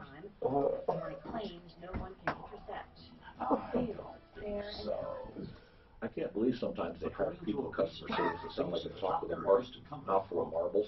Yeah. Or full of- Oh, I can't stand it when people don't understand. Oh, God. When they're supposed to be in a position to understand. Or they do that on purpose, so you don't end up getting the refund, or it doesn't end up costing the company any money. You ever think of that? Every damn big internet company ever. You know, we always hear of high fidelity speakers. Do drive-up windows specialize in low fidelity speakers? Yeah, those stupid things. I mean, really, they can't do better with those. Did you guys hear about the guy that shot the guy 5 times in the head, his neighbor? Oh, because he hit his Shot dog. his dog. Yeah. Wait, where was this? What did So what? the guy's girlfriend had a dog. It jumped over the fence, had the collar on there, so it was kind of hanging himself. So the guy reached over The owner of the and dog. pulled him back, the owner, and then he slapped him, like, quit doing that. The neighbor, The owner hit his dog. His own dog, slapped yeah. the dog. Spanked his The dog. neighbor came over, pulled the gun out, and shot him 5 times in the back of the head. As the guy was walking Wow. away from him. Wait a minute. There's got to Denver. be more than In that. Denver. No. Then he's insane, obviously. I mean, you don't. He's a Now- dog lover. Yeah, but okay, even if the guy was being cruel to the dog, Right, you right. can't kill him. Right. But I mean, did And he, it looks like a sane guy. Look Well, at him. He looks like he killed 5 5 shots in the back of the head. This is in Denver? Yeah. Yeah. Wow. Jesus, Yeah. how do you kill someone like that? Pistols. Yeah, here it is. Denver Wow. man 32 is arrested after shooting his neighbor 42 5 times in the back of the head. No, there was some bad In blood. front of an No, they were fiancé friends. They because were he friends. thought the victim was beating his own dog. Wow. Well, They were even friends. if he was, Jesus God, who killed who? That's the guy on the left that got killed? This I'm guy- assuming? Yeah. Right. Yeah, the left looks like an animal beater. The right doesn't look like a murderer, though. Jesus Christ, 5 shots. His life's over. The guy's life is over. I mean, both of them are. Both of them. He must have been having a bad day. Here's Peter. I mean, there is no way. He was either completely insane or there was something going on for a long You know what, time. though? They were friends. To defend him. To defend him? Yeah, I'll bet the neighbor heard the dog yelping because it was hung on the But fence. who cares? I know. You don't go shoot someone 5 times in the head. It wasn't defending. My God, in China, they fucking raise dogs for food. But that's what incited the guy, I'm saying, to be I'm angry. staying away from your place. I haven't shot anybody more than twice in the back of the head. I don't know how anybody could defend that. No, I'm just saying that's what got the guy The to guy's get life up, is because I over. bet he heard the dog screaming. Or maybe. No, I know what you're saying, but God, even in the heat of passion, for Oh, I God's know. That's sake. Here, we quote. This is the wife. We were all three standing there. Mike pulled the gun out and shot Dustin in the back of the head 5 times. So he saw what happened. I was just feet away. They were discussing it. Mike turned around, walked back to his house like nothing happened. Oh, see, he's okay. Now come on, he left the man dead and walked back to his house. Like nothing. Okay, so what happened when police came? Did he just give up or what? How do you fucking do that? Is that the dog there? There's something totally wrong. Jack the RV guy texted me. He wants to win my trust back. Okay. He's gonna prove to me he can get this thing going. Okay. Well, you're pretty hard on him, man. I know, and have a heart. Switcheroo, really. No switcheroo. It's like, what's that TV show they do with it's usually like the father and son switch brains. There were so many stories done like that. There was one about father and daughter, father and son, daughter and mom, and then brother and sister. And they were all the same, basically. What was the daughter and mom? What was her? She used to be really a trouble. The victim's fiance said their neighbor became enraged and accused them of abusing their German Shepherd mix. Help me if you can, I'm feeling down, and I do appreciate you being right. Hi, I'm Tom Martino, your troubleshooter. This hour brought to you by Plumline Services, offering more than $2,000 in furnace and air conditioner combos. If you check out plumlineservices.com, you will find good, honest, reliable people who have earned trust over the years, built this business into a major, major enterprise, serving the entire metro area, plumbing, heating, cooling, electric, and drains. You get free accessories, up to $500, 12 months financing, 0% financing, that is, for 12 months. 10 years parts and labor warranty, plus utility company rebates, and a huge discount. Get a plumbing, heating combination, a furnace, heating combination, heating and furnace, and air conditioning, of course. So right now, we're getting into the heating season. Of course, it'll be a little while, but you're going to love the new combination, 303-586-1086. Check them out, and if you have a major repair coming up, they will give you a free second opinion, 303-586-1086. This show is all about helping people with consumer problems. And of course, no one defines a consumer problem. It's just about a little bit about everything. Today is Car Day, being Friday, and we are having our car experts answer questions as well. We have Mark Machowski from Budget A1 in, and we have Kevin Calkin from Sheridan Auto Tech in. Now, what's interesting is we've also had people calling in about other things, so you can call about anything. And we have feedback, so we're going to go to it. Mark? I was just thinking, you say, here's the deal, an awful lot. And you say, I got to tell you. I say another thing a lot. I say the bottom line a lot, and I say... Seriously now.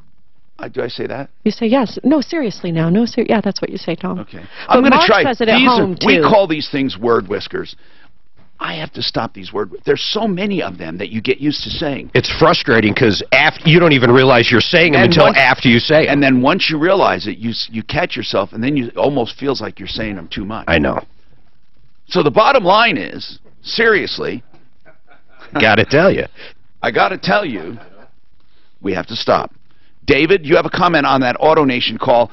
Now, that AutoNation call, what was that again? The guy, he bought a truck, he had 5 days to take it back, or 3 days, or whatever. He said he took it back, but they're fixing it, so he basically waived that. He's allowing them to fix it, and it's taking an excessive amount of time due to a parts back order. What is your comment? Well, my thought is, and correct me if I'm mistaken, but if you purchased the vehicle within the first year and you lost use for 30 days consecutively, wouldn't that be the lemon law? Yes, if you lose the use of a car, if it was new, but this was used. So if you buy a new car, but you're right, David, cumulative total, not even one time, but a cumulative total of 30 days. But when something is deemed a lemon, it's not an automatic full refund. It's a refund based on cash value or based on a depreciated value, or it's an exchange. Which is only fair if you put 30,000 miles on it. Exactly. So, Ann, I'm not sure where we left off. Let's see. You were the commercial plumbing, and then we got disconnected. So let's get back to you. Okay? You had Stars Plumbing in October. You paid them half up front, and you want your grease trap installed. Is that right? Okay, I guess she's not there again. So, I'm here. Oh, okay, Ann. We want to help you. So, when was the last time you talked to Stars Plumbing? Last Tuesday. What was their response on the delay? They apparently did not know that Earl had signed this contract. Did they know that they got 15 grand of yours? No. What happened was the man who came and did the estimate and signed the contract said he was a partner. And he took the check, wrote his name on it, and cashed it. Wait a minute. I don't think that's your problem. I mean, are they claiming it is? I mean, this guy was representing them. He came. Now, I guess you can't be responsible for a criminal, but how did he get to your house? You called Stars Plumbing. Did they send him? I had a contractor do it, actually. Okay, well, when the contractor called them, what I'm getting at is this. If they have a guy working for them that lied and cheated, why should you be punished for that? Are they saying that they expect you to pay them that again? No, they said that they would come out and do the work.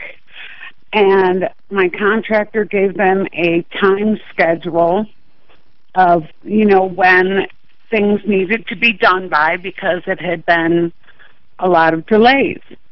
And he verbally agreed to that. And on Monday morning, they were supposed to start. Nobody showed up. On Tuesdays... Okay, we don't need to go through... No, Ann, we don't have to go through each day and what happened. Okay. So, listen, this is really unfortunate. What does your contractor say? Technically, then, your contractor is really responsible to you, because you did not... I'm hearing the contractor did everything. So, he's the one that's responsible for this. And he's trying to get enough money to pay another plumber. My problem is that I don't have enough money to continue to pay bills when I have no income. So I am paying this rent. Now, where were you before this? Did you have a bakery before this? No. This is a brand new endeavor. What were you doing for income before? I managed Gunther Tootie's restaurant. Okay, and so you put this money together to start your own place. This is so unfortunate. Yeah, my husband took out a VA loan on a house. Oh, man. And we used the extra money to acquire a small business loan. So what are you saying right now? You don't have enough time. No matter what, you got to wait. I mean, or pack it all in. I mean, what do you plan on doing? I don't know. That's kind of why I called you. I was hoping you could maybe spur Stars Plumbing on. Even if we spur them on to get this done, okay, right. How long can you hang on? Till the end of April. And are you sure this bakery will start making money from day one? It'll have income from day one, yeah. Is it a good location? You've already scouted that out? You pretty well know? I did, and I specifically put it close to the Gunther Tootie's where I was at for 20 years. Did they close down all the Gunther Tootie's? No. I noticed. 5 left. Okay. So listen, and we're going to have Deputy Clint give a call. He's familiar with construction and stuff. Basically, Clint, we have to impress on them that they're getting into her income. This woman wants to open. Hold on, Ann. We'll do what we can. It's terrible, especially when it's a dream to open a place. 303-713-TALK. I want to take people who've been waiting a while. Keith, what's happening? Hi, Keith. Hi. I remember you saying this. I'm so sorry I didn't get back to you. Your 05, you're saying one wheel sensor is not measuring. Now, just so you know, these are probably the Achilles. Do they call it the Achilles heel, the Achilles tendon on cars, or the weak spot, in other words? The weak spot on all cars. These tire sensors, they're terrible. Yeah. They're not accurate, and they often break. So what I guess I want to ask, and I don't mean, and I'm sorry you waited all this time, and I don't mean to be flippant, but what do you expect? I mean, one of the sensors go out in an 05 Chevy, get a new one. I mean, in other words, it's not unusual.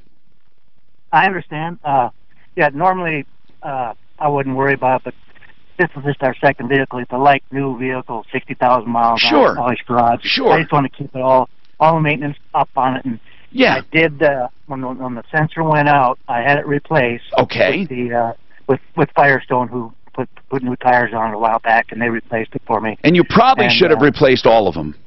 Well, that's my thinking. Probably should be done if I do it again. But they replaced it, and it did not fix the problem. So the reason I called was I was wondering if there was another monitoring Wait, system. it did not fix the problem, meaning you changed the sensor, and it's still not reading. That is correct. Did they charge you for it? Yes, it did. Well, yeah, he had it done at Firestone. I mean, well, it's still the same wheel, or you're saying the light is on? Well, it could be the computer. It could be anything. Maybe it could be another sensor, too, if he's just going by the light. Spare tire was our problem. No, I'm not. When I look on the screen in the car, right, it registers all the other tire pressures. So you see three of them. One. Okay, so you don't see one. Correct. That's correct. And it's the same one that was replaced. Just rotate the tires and see if it moves. Well, my point, though, is... that's a great idea. Just move left to right. If you rotate the tires, or if those sensors, are those sensors the kind you can unscrew? No, you got to take the tire off. Okay, but if you change the tires, that will tell you, and it still doesn't register, then it's that sensor. But wait, you guys don't think Firestone would have done these very basic things after selling it? No. No. No, I don't think so. Okay. No, I think if he has one sensor out, they probably just put a new one in. That's what I think. If he wants to get by, we'll check it. It takes all of 5 minutes. Listen, why don't you run by Sheridan Auto Tech and Suzanne, or give them the address? Yeah, either Lakewood, Aurora, Colfax and Wads, or Hamden, or Havana at 2nd. And just let him check it, because Keith, here's unlikely it's the display. Could be unlikely. It could be the computer. Is that tied to the car's computer, or does it have an independent body control module? It's or a cam or whatever. Yeah, so it's all in that body control module, which is everything. It could be wiring, which I doubt, but it could be. I mean, guys, what do you think? Well, there is no wiring because it's a Wi-Fi. Oh, it's wireless. Yeah. To the body control module. Okay. Yeah, you couldn't run a thing from inside the tire. Of course you couldn't. Sure. I don't know what I'm thinking, but okay. It's a quick check, though. And I guess I was just meaning circuitry of some kind, but in any case, you got to run by somewhere and get it fixed, and stop trying to chase it yourself. So the plumber problem, Ann, did you get with her? She's waiting. Okay. We're going to call them for you. Okay. 303-713-TALK. Catherine, what's going on with you, Catherine? Hi there. What's happening? What's happening? I live in a crappy HOA. Now, what makes it crappy? I don't like HOAs a lot of time because I think they're, I don't know, sometimes they're just oppressive. Sometimes they're oppressive, and they don't do anything for me. I have no grass, no trees, no landscaping. What kind of community is it? What did you say? What kind of community? Single homes or condos or townhomes? Condos. Condos. Okay. And what do they charge? It has been $300 a month, but I have no landscaping. I still have to pay $300. They raised it to $350. They did not send me a notification that it was $350, and of course now they're charging me late fees. When I send them my check, they hold the check until after the date is expired when it gets credited for free, and then they charge me late fees. Come on, wait. They hold it? Yeah. When is it due? It's due before the 8th. I take it to the post office and mail it from there so that I can have a postal When do you mail it? Yeah. There's no outgoing mailbox. When do you mail it? On the 1st of the month. And they keep it till after the 8th? Yeah. Every time? Yeah. The last 4 months I've checked, they kept it until the 8th. Here's the other thing. I had a second-story deck off of my dining room, and the entire deck collapsed, fell to the ground, shattered, nothing there. Wow, God. For years I tried to get them to do something for me, and they refused. It was fully covered by the insurance policy. How do you know? Because I contacted the Denver agency who held the policy And why did they refuse to fix it? They never told me. Well, hold on. They just refused to fix it. They refused, and then I hired a company, a wonderful company, to haul all the crap away and build me a new deck. Right. They did a great job. Yes. It cost $7,408. I have been waiting 8 years to get that money repaid to me, and according to inflation, they now owe me over $12,000. Well, you're not going to inflation, but I will tell you this. Yeah. That insurance claim was never put in. They're not going to get paid. If this was 7 years ago, we can't help you now. There's all statute of limitations are over. Catherine, I don't know what to say. I do have to take a break. I don't know what to say about a crappy HOA in general. You do have a lot of legit issues. And I mean, you move. I don't know what else to say. Or get a hold of Stan. You know what? Stan would be a guy. We have the HOA man, Stan, who can help you at least strategize. There are ways to get in office, or have people get in office. Or is it the management company? Is it truly the management company? Because some people say they're dealing with the HOA and they're really dealing with the management company. But Catherine, you have to do your homework and find out who you're dealing with first. If you are in pain, any of your joints, and you are looking for stem cells, please don't waste your money on a chiropractor's office with amniotic fluid or any other office that touts amniotic fluids. Now, amniotic fluids are not useless. They have growth factors.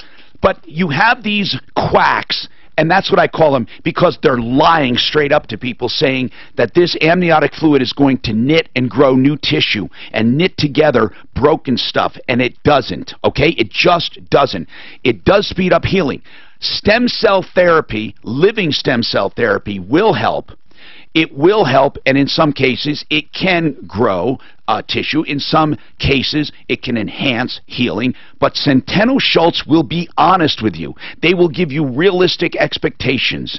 And if stem cell therapy won't work, they will tell you and suggest alternate therapies because they are doctors. MDs who specialize in this, and they've been doing it from the beginning with more than 14,000 patients served.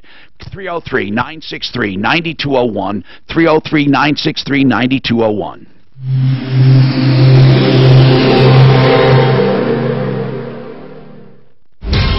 From the L&L Heating and Air Conditioning Traffic Center. That woman has a really good problem. There's probably a second side, but you're right. It sounds like a big problem. But to be there 8 years and not have any landscaping?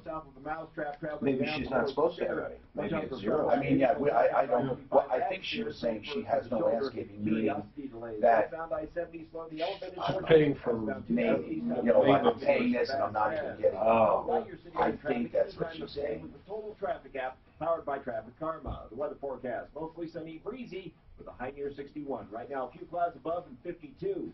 With your traffic and weather, I'm Pete Wagner. 6:30. When you talked to this report is Farrell, at Golden, was she okay, or was she taking it hard? Or you know what she said that was really tough at the end? She goes, "I haven't even cried yet. It's been 20 days." But I think she'll get. I mean, my God, she deals with this. If anybody's, I guess if there's such thing as being ready, you would think she is because of the nature of the business, right? And it wasn't sudden. I mean, he's been sick for a while.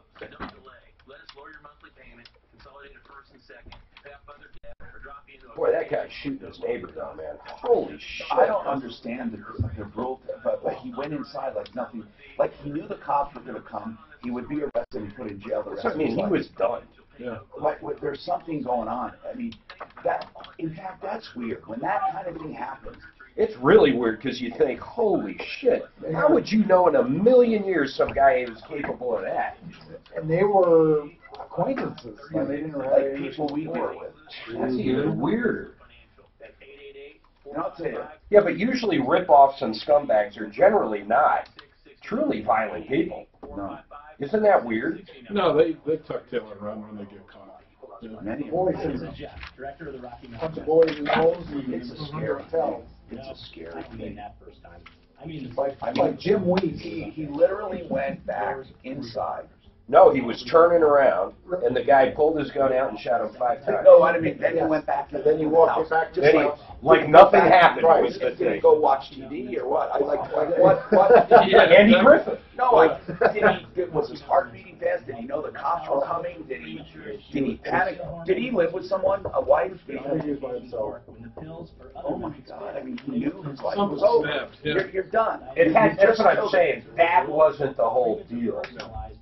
your needs. The whole deal is, you would think a guy like that would have offed himself right afterwards, but nothing. You just killed him. Well, there's only 5 rounds in the gun. So he would have kept firing? If there was better gun control laws, that wouldn't happen. It really is a weird thing, man. Yes, scary weird. Scary weird. You know, my son learned a lesson. He calls us. This is about a year ago. He calls us. He just got his license. Long story short, he flipped someone off. He's driving, and he flies around him like an idiot, okay? Your son did? Or my son did. And then those people start following him, okay? He reaches out the window and flips him off. Again? Or, no, he flipped him off after passing him. Right. So, that's scary. They're following him. They're following him, and he can't shake them. He calls me. So at this point, I literally hop in. They're up in Elizabeth, so I head up towards Walmart. And of course, I didn't find out the whole story until afterwards, and he passed him and flipped him off. But they did they took off. But it's kind of weird following around a kid. And a year ago, my boy looked like a kid. I mean, he weighs 100 pounds, wet. So when you came up, they you get some knuckleheads. They took off. They took off before, but he learned a lesson. I mean, I'm actually kind of glad it happened because it freaked the piss out of him. You can't do that. Oh, absolutely. I've done it before. I can't say I was proud of it. No, not flip them off. I followed someone for quite a while. Really? Yeah. Well, as long as you go in the same What direction. did they do? Did they finally pull over? No, I finally turned. Yeah. A lot of crazy Well, people what would out you do there. if they stopped? I mean, you're going to stop and get out? That I might have that day. They had me for this. No, I don't. Hi, Tom Martino here. Welcome. Rocky's Autos, 63rd and Federal. We're talking cars, right? Well, you'll get a variety of used cars, trucks, SUVs, and vans at Rocky's at 63rd and Federal. And they're open today until 7 tonight. And then tomorrow till 6, 9 to 6. And then closed on Sunday, 63rd and Federal. And check out the all-new Rocky'sAutos.com. They have variety in merchandise, of course, in all the products, options, prices, colors, and in financing, 40 lenders to choose from. And, you know, that is a very important part of the business because they can fit you with a lender, and they make sure the deals are 100% approved before you drive away. They give a Carfax with every car, and they own each and every car outright, so you get the titles, no screwing around. 303-426-4646. So, and it is car day. Now, where are we on this? Did we call on Alicia? Okay, I'm trying to figure out where we are there. Okay, Jeff has a tire sensor comment. Go ahead. What's going on, Jeff? Well, no, I was just updating on the TPS sensors. I had, I think, a similar issue at Firestone. I didn't hear the whole story, but I got new tires put on, and it worked driving out, and within 3 days I lost connection to all the sensors. Why? And, well, and so I brought it back again, had it reprogrammed again, it worked again, failed again. So then I took it to another tire place, did the same thing. Again, drove it away. Within a couple of days, I lost it all.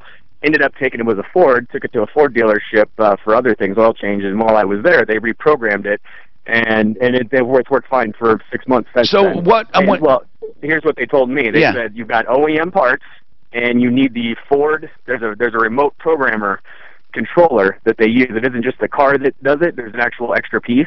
And they said without the original Ford software, the third-party software sometimes works, sometimes doesn't.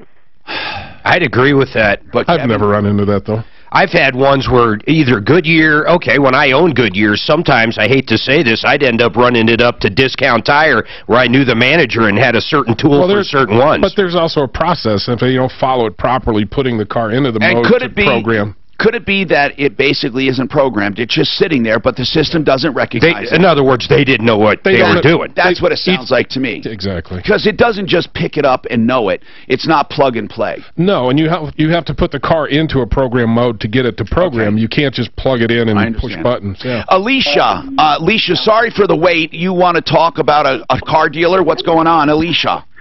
Hi. Yeah. Hi. What's happening? So I purchased a 2017 Nissan Altima from AutoNation on February. Was it brand new? It was used, but it only had 2,000 miles on it. Okay, well, damn, it's damn near new because I think you can have. Yeah. Well, I thought. Wait, what is the mileage now for new? I guess it. I don't think it matters. Well, no, it matters if the dealer has it and hasn't registered it. But you're right. If it's only 4 miles and they register it to someone, it's used. So anyway, it's used. So what happened? So about 6 days after purchase, I heard a noise, a grinding sound when I was in reverse in the front right wheel well. And the Carfax stated that the car had been overturned on its right side. Oh, my goodness. So you knew this? I knew this. I knew okay. This. And they told me that they did a 5-point inspection. There was nothing wrong with the vehicle, and that they, Yeah, but I'll bet you they sold it as is. Or did it still have a factory warranty? It still has a factory warranty. Okay. So, so I heard the noise, and I tried to bring it into them on February the 12th, which was, about 10 days after purchase. But when I called, it was a Friday, and they don't take service appointments on a Saturday. So I walk in the door, and then they say, we only have Toyota mechanics. We have one. Yeah, Nissan but let's mechanic. get to the point today. Let's talk about. Okay, I don't care about that part right now. I mean, I do care, but I need to know where we're at right now. Okay, so they said it was a mud guard. That they fixed it. Okay. And so then I heard the sound again. I took it to an independent Nissan mechanic, and he says that the right tire is sitting an inch or two back further in the wheel well than its left counterpart. I have to tell you what I would tell anyone who bought a used car. It's as is. Now, you have a factory warranty, but a factory warranty is not going to fix stuff from an accident. Well, Tom, she's going to say it's frame damage. Well, that's what I'm saying. Even if it's frame damage, it doesn't matter. I mean, they sold that car as is. It has to be disclosed. And they did disclose it. They disclosed it. Right. It was disclosed in the Carfax. Right. She had every reason to take it to another place to be checked. I mean, I would never do that. Here's the deal. They're going to say, here's the part that I heard you say, and they told me it was perfect and nothing wrong with it. If I call them right now and they admit that, you'll get your money back. Okay? I'll say, Alicia told us that you claimed the car was perfect and had no problems and you fixed everything. Will they admit that? Because when I tell people it's as is and their promises don't matter, it's not true. If they admit that they said that, if they admit it and say, oh yeah, we thought we fixed it perfectly and we told her that, then we can undo the deal. But here's what's going to happen. They're going to say, oh, we sold that as is. We never made any representations. Does she have anything in writing? That's what they're going to say. Do you? Okay, and it says. I mean, the 5-point inspection. What does it say? What does it say? Everything checked out. The wheels, the exterior, the interior, the engine. Everything is in excellent condition. It actually says everything is in excellent condition. So as far as I'm aware, well, yes, send it to me. Okay, Alicia, we'll get your money back. You send us that guarantee that everything is in excellent condition. She has it in writing. So you send it to us, and we'll fight for you, okay? Can't do any better than that. If they said everything is in excellent condition, and you have that in writing, we can obviously say it's not in excellent condition. By the way, do you know that you have frame damage, Alicia? No, I don't. The guy, the Nissan mechanic said that he would have to take everything apart, but he thought it was like a C-arm or something. I'm probably you can do a frame. You can do a frame measurement without taking everything apart. Of course. Oh, yeah. You need to go get it measured. You need to get a qualified. Who would do that? A body shop? Body shops, alignment shops. Okay. Yeah. Frame straightening shop. Do you have the equipment? No, we don't. No. You do? Sure. Okay. Alicia, before we can even fight, we don't even know you have frame damage. Right. I know. I know this. Here's what we have to do. Next. Here's what we're going to do. We're going to help you. Okay? We need to get it checked first to see how serious your problem is. Okay? Okay. And if you truly have major frame damage and you have that in writing, everything was checked and everything is in excellent condition, well then it's a no-brainer. So the first step, let's get Alicia over to Sheridan Auto Tech. How long does that take to do that? 30 minutes. Okay. Suzanne, The Lakewood store is the best one. Alicia would go to Lakewood store of Schroeder and Autotech. Then Kevin can call us on the show and give us a report on what he found. And then Alicia, I need you to send me the written stuff that said everything is in excellent condition. All right, we have more coming right up.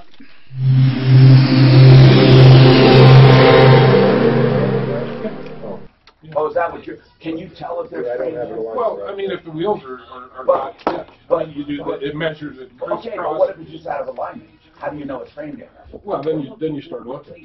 I mean, you start measuring, yeah. Okay, good. 1500. Things as a control. Norris said 1,500 miles. What? For a new car? Oh, okay.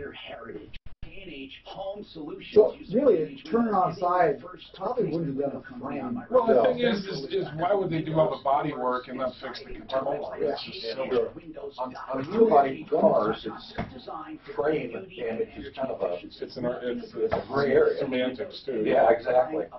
Because I was an adjuster for years, and those cheap liners, those the shop bottom line, it's the frame. You know, they got ones way up high. Good Friday's or Easter Bunny. No, you like to see Sunday on Sunday morning. Come on. It was laid on its side. And She bought it from me some 2,000 Why does the bunny hide it? You know, they hide it. Should want kids to work a little bit more. No, but I'm saying, where did the bunny And the eggs come from? Don't make something. It's no. It's not a religious thing. It's a what do you call it? Hey, yeah, but why? Why a chicken and a bunny? Brain. Why not a chicken brains and hides the egg? String it out of the egg. I don't even know what you guys are talking about. I'll try. No, that's what it is. It's a whole spring thing. That's why the egg, new birth. Our kid, my What daughter's came got first? Child Protective Services. The rabbit Because she has Or the egg? or the egg? Oh, my God. Depends upon who did it. Hey, our granddaughter's... What? Patty not getting an Easter basket. She feels like it's child abuse. Well, how can she sue you guys? It's Easter Bunny's fault. Grandma still gives our granddaughter's still... Grandparents are welcome to. I haven't got shit from my parents I for would hear years. it from him. My Did wife, you get a basket? those girls get Easter baskets. They're 20 Yeah, but up until, God, I doubt any... Really? Did you?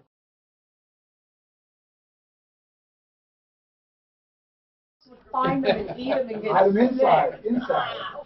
That's Did what you I'm hide them talking inside? about. We were Not lazy. We anymore. used raw eggs. We're still missing one in our Damn, house they're about missing. 4 years ago. Yeah. Hey, Mark, my commission calculator's done. Oh, So I'll be able to download that on Monday and see how it works out. So there's someone who listens to us. He's a pretty nice guy. And he has a business opportunity I want you to listen to because it scares me. He would be an insurance guy, and here's how it works. You go to the buy here, pay here guys, and you offer them for $150 a month. Their customers pay $150 a month, and you cover the collateral period. You cover the loan balance or the car, whichever is less, or, excuse me, the loan balance no matter what, or the price of the car if there is no loan. Well, okay, so hold on. Excuse me, when there's no loan, they don't need it. I don't even understand that. So You cover I the go loan. to a buy here, pay for 10 grand. Right. So I'm guaranteeing that 10 grand. You're guaranteeing the value of the car. Right. Or yes, but if the loan is less, you guarantee the less. If it's less. Okay. So we can consider we're always protecting. You're protecting the dealer for $150 a month. Okay. Now this is where it gets dangerous. But the client, he passes that on to his client. Obviously, he says if I'm financing the car, you have to carry. It's not really collision; it's just insurance for the loan. So they pay the $150. Yeah. And then to the consumer, there's a $500 deductible if something gets broken. Okay. Now it doesn't cover loan default, liability, nothing. Now this guy who's insuring it has a reinsurance company in case he defaults. Only if he defaults, means bankrupts. Otherwise, he has to pay damages. But he has to pay them to make it legal. You have to have an insurance company. He pays them 10% of the $150. Then he has to pay, I think, a certain percentage, like 5%, to an administrator who does the claims and collects the premiums and sends the money. So any different than lender single interest now? So then you're collecting money. So if you had you know, if you have 100 people, you would collect whatever. You don't put any money out. You just collect the premiums of 100 times 150, but minus the 15%. But you're self-insured. So that's it. And then you have all these high-risk cars running around. So I said, well, what if you have? But if you do the math, it almost looks like it's impossible to be upside down unless half the cars wreck almost every 3 months. I mean, the actuarials. What's that? Doesn't lenders single interest, and that's what that is? Lenders single interest insurance? Well, who cares? I'm just saying this is a business deal this guy's doing. But isn't he doing the same thing? Well, who cares? Oh, I mean, are there more than one insurance company doing? Yeah, that's what I mean. Yeah, I mean, I didn't say he invented it. I said he's doing it. I just want to know what Why?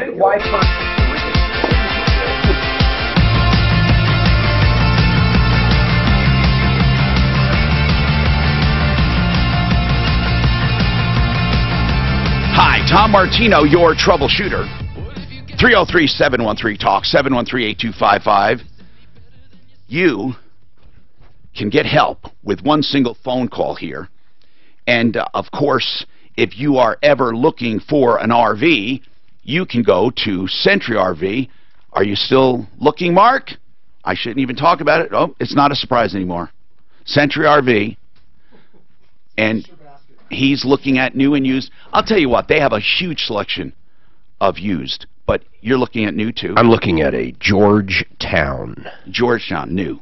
They're Yes. beautiful. Anyway, Century RV has 2 locations. Did you go to the new? Did you go out to the showroom yet, or just call them? No, last weekend. In fact, last Friday, right after the show, Suzanne and I drove straight down I-25. It only took us... Oh, wait, you went to the 119 turnoff. I thought it was going to be like an hour and a half. Well, why didn't we you were go there to in Lakewood? 40 minutes. Why didn't you go to Lakewood? The one in the new 32,000 square foot indoor place. Because I went straight down I-25. Okay, but the other one is just north of 6th Avenue between Kipling and Sims. Anyway, whichever location you go to, they have the same, types of info for used and new, and they're at just like I said, the 119 turnoff, and they're Monday through Saturday 8 to 6. CenturyRV.com, 303-453-1111. So Alicia with the AutoNation thing. Are we getting that for her? She's going to go take it down to Sheridan Auto Tech, Excellent. give us the report that supposedly says it's in excellent condition, and we can go to bat for her. Yeah, what it says is these things have been checked and they're all in excellent condition. That any kind of alluding to that in writing, that's even if it says as is all over it though, didn't it? Yeah, but if she also has something that says we've checked these things and they're in excellent condition, then it's construed as this. It's as is represented. That's really what it means, as is represented. So when you buy something as is, if they don't represent anything, it's as is with no representation. But if they say you have a brand new engine in this, and by the way, you can prove that, they say that, and you buy it as is, and it doesn't have a new engine, that's an out-and-out lie. That isn't as is. So it's really as is represented. I just got an email. Littleton, Colorado. Colorado health officials are now investigating an unlicensed contractor following a major asbestos spill in the Littleton's family home. Wow. Now we have the EPA and Colorado State on their asses. Oh, my God. He's going to go to jail, This guy doesn't understand how serious this is. And he's on our Sleaze Brigade, sleazebrigade.com. And it says also, despite what Jim's Renovations truck states, Jim Johnson and his company are unlicensed. Yeah. Ryan, what's going on with you? Hey, we have open lines right now. You can get right through. It is car day, too. 303-713-TALK, 713-8255. What's going on, Ryan? Ryan? Hey, Tom. Hey, man, what's going on? Hey, yeah, I've been at living in a building downtown, and I feel like they're gutting our place while we're living there because they're trying to sell the building. But so they're doing a renovation? Yeah, while we're in the damn apartment, and it's like they've been totally deceptive about this. At first it was just, we just need to get into your closet, and then all of a sudden I got people coming in there all day, every day. Wow. Got to see what the lease says. Now, what does the lease say about it, Ryan? Well, I mean, we've we looked at the lease, and it's basically like, we can do whatever the hell we want. Really? Yeah. Yeah. Now, they do have to give you a peaceful, quiet enjoyment of the premises, but that doesn't mean, 100% of the time. So just how bad is it? I mean, really, how bad is it? Like, in a given day, are they there every day? Yeah, the thing that's a problem is day one, no problem. Day two, no problem. It's been over 2 weeks now, and we talked to some of the workers there today, and they're like, oh yeah, there's no end in sight to what they still have to do. And how is this affecting you directly? It's tearing me and my girlfriend apart, like you can't sleep. They don't work at night, do they? No, they don't work at night. But we feel terribly deceived at this point. Well, do you have a lease, Ryan? Yeah. For how long? For another, I think it ends about mid-July. Well, that's pretty good then. I mean, that's really good. Because are you going to stay? Oh, hell no. Okay, so do you want out early? Because we probably could get you out early if truly it's that bad. Now, if you can just tough it out till July, I mean, it's like we're talking, April, May, June, and does it end at the end of July? Mid-July, like July 17th. Like, do you feel it's bad enough, truly, where you can't enjoy the place, like all day they're working there? Well, I would say, Tom, because I feel like that's really reasonable, and I would definitely agree with you. But the problem is I don't trust these people, and based on talking to the workers today, no one can give us a clear end in sight of when this is going to Okay, that's why I'm asking you. What is your goal? Do you want out of it? Because we can't probably, under the terms of those leases, call them and say, we demand you stop and you're violating their rights and all of that. But I'll bet you they might negotiate you out of your lease if you want out, or there's a way to do a constructive eviction. That's why I'm asking your goal. If you're calling right now just to drop a dime on them and to warn people, we can do that. If you want to get out early, we can try that. If you just want to wait, and find another place, what is your goal? Yeah, no, I mean, my goal would be I don't want to pay to live there anymore. Okay, so are you saying now one thing you're not going to do, obviously, is they're not going to give you a break on they'll probably say hell no if you try to do that. If you want to leave, they probably would let you out. I mean, why wouldn't they, especially if they're getting ready to sell it? Yeah. Okay, yeah. Why don't you hold on? Let's just say, if they would let Ryan, he is very upset about the construction. Why don't we see, Clint, if they will just let him negotiate an out on his lease, just get out peacefully with some notice, and he just doesn't think he wants to live there anymore. Now, be careful, Ryan, it's really hard to find places to rent. But we have a question on a 13 Dodge with a vibration in the steering wheel, and then we have a used car odometer rolled back. That is serious. If that thing has been rolled back, it is serious. 303-713-8255. Golden Orchard Assisted Living. I've had people call and say, do they still have vacancies? And Mark, I think they still have a couple. It is a rare opportunity. Really, they don't come up often because people stay there the rest of their lives usually. And it is built as an assisted living facility. There are 2 in Centennial and 1 in Wheat Ridge. And between $4,000 and $5,000 covers everything. That's rent, that's food, that's snacks, that's outings. They have patios, large landscaped yards, spacious bathrooms and bedrooms. You can have a roommate, you can have a single room, you can bring a couple, you can have, there's one for Alzheimer's and dementia and memory care. You can have pets in some cases. Give the owner, Farrell, a call. 303-795-0784. If you have a loved one looking for assisted living, this is way nicer than a nursing home. GoldenOrchard.com, 795-0784.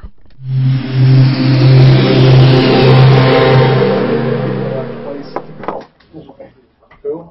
That kid wants to get out of that. Right. To go. Yeah. According to CDOT, that crash westbound C470 west of the Even though they say it's going to left shoulder still lighten big up time here a little backups bit on to that stretch. It should start to improve. What? They say the ground market's going to lighten up a bit with all these ones coming out. Oh, big time. Of course it will. Watch out for delays.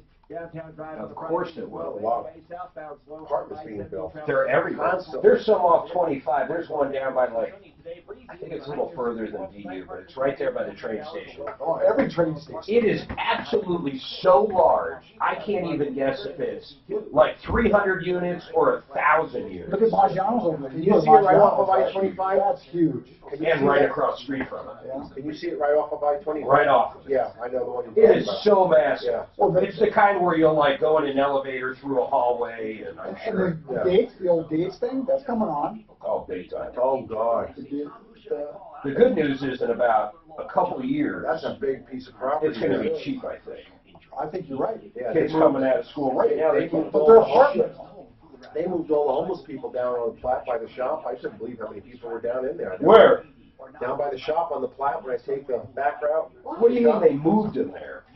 Well, they started cutting all these trees out. I'm like, oh boy, that looks good. They're clearing it out. The next day, there was about 4 or 5 cop cars all along the road, and I'm like, what the hell's going on here? Moving all the people out, and I could not believe how many people were down there. I thought you meant. So how are they moving them?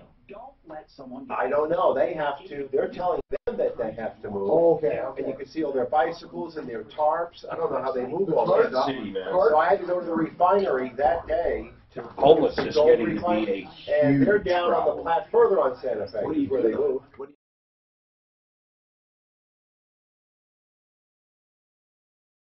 What I do is work every day to get it taken care of. I don't know.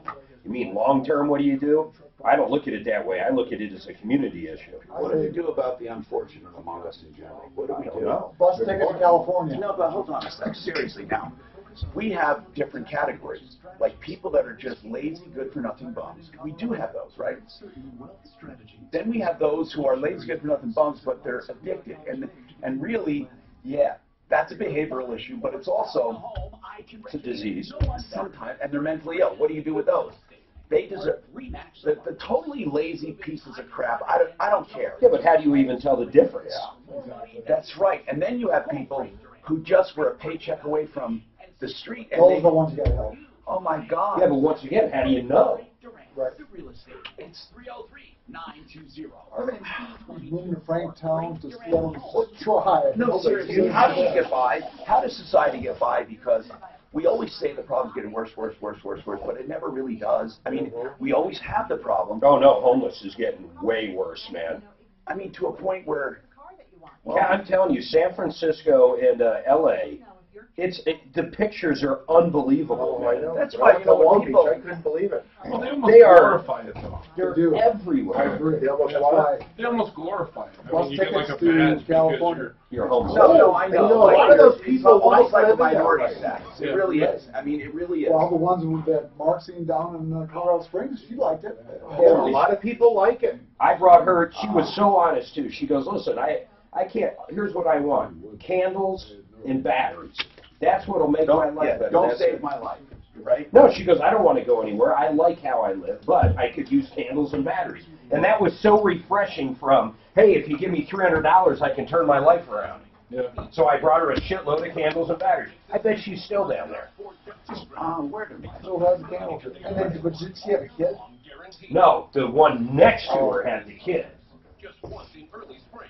And where were they living? Underneath the bridge? Colorado Springs, western side, Wow. south. So many of them. They, That's too good. yes, he's like just shit in the river. Oh, I'm sure they shit wherever they shit. Can you imagine after a while, don't you want to move away? Oh, I'm sure they don't shit where they sleep. Or where do you go? I don't know. Well, in her case, it might have been the King Super. But you want to know You go to Denny's. No, it's You know, Dan. That's why no one Dan, goes. you to know that. how Home Depot has buckets. You know how I'm on. I might say something, or Mark, or we might be in discussions, and something you might think, oh, that's foolish, that's not right, and we discuss it and stuff. If you really take the time to look at what people in general think, I think you would be shocked at how uninformed our society is. Or on what, homeless or anything? No, I totally On agree. politics, on the Absolutely. government, on taxes, Absolutely. on everything. Oh, we're It would the shock top you. 1% on It that. would shock agree. you. No, it doesn't. Ted. Hi, Tom Martino here. 303-713-TALK. GenesisTotalExteriors.com. We always talk about contractors running off with money and lousy contractors. This guy is great. GenesisTotalExteriors.com. That's really all I have to say.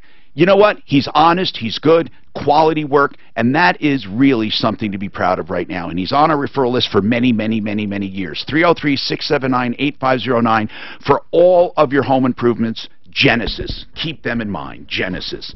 Okay, let's keep going. Brian's got a vibration in his steering wheel on a 13 Dodge Durango. What is happening with that, Brian? It's just a vibration. Is it at all? Here's what we're going to ask first. Is the vibration there when you're sitting still? No. Between about 30 and 50 miles an hour is when I notice. And between 30 and 50, does it come and stay the same, or does it increase and decrease with the speed? It stays the same between that and then at a higher speed, it's almost imperceptible. Oh, so when you go above 50, it goes away? Yeah. Okay, guys, what would that be in just a range? Boy, a lot of different first thing you check is tire balance. That's what I was going to say. Tire pressure, tire balance. Balance can be bad on just certain speeds? Sure. Wow. Really? Yeah, tire pressure is Generally. where it should be. And if you have a front end problem and your tires are cupped or worn a different way, that could cause a vibration. It could be a steering. What have you tried, Brian? Well, nothing yet. I'm kind of blind going into this and just want to be led the right direction. First thing I do is rotate tires. Just see what happens. Front to back. Okay. Quick and simple. If it goes from the wheel to your butt, you nailed it. And, you know, you can get one of those specials where people have rotating tires or something. Yeah, with an oil change, you get a free rotation, something. Do you guys run those specials? Every once in a while, yeah. You know, too, Brian, another thing, before rotating the tires, it takes a little time to do that if you can do it by yourself. Just check the tire pressure. Yeah, tire pressure's good. I rotated my tires in about the last 40,000 miles and didn't notice this till the last week. Okay, do it again. Rotate. It could be that you need rotation, and it could be the reason you need rotation is because you're out of alignment, and you need rotation more than usual. So, did you check alignment? I have not checked alignment. Brian, just look at the front of your tires. If they're worn unevenly, then you could have an issue with an alignment. So here's what we do first. First, you did it. You did pressure. Second, rotate tires. And look at the wear pattern. If rotating fixed it, then look at the wear pattern. If the wear pattern's uneven, then check alignment. And really, that's basically it. And then you just have to take it to a shop. Okay. All right. And how do you like it in general? Oh, hold on a sec. I wanted to ask you, how do you like the Dodge Durango in general? They're very popular vehicles. How do you like it? I absolutely love it. I see so many of those. I have to believe that people like them. Thank you, Brian. Could you pick an all-around car if you had to, forever? Could you pick one? Genesis. I mean, Mark, forever, for everything. If I had to pick one, I would go with that, yes. If I had to, but of course that's not going to happen. And how about you, if you had to pick one? If I had to pick one. Mercedes? No. No. An all-around, I said. Now, look at my lifestyle. I do a lot of different things. I would take an Avalanche because it's a beautiful sedan. God, you love those. But they're not out anymore, are they? Damn it. Yeah, no. But it's a beautiful sedan and a beautiful ride, and it has a pickup.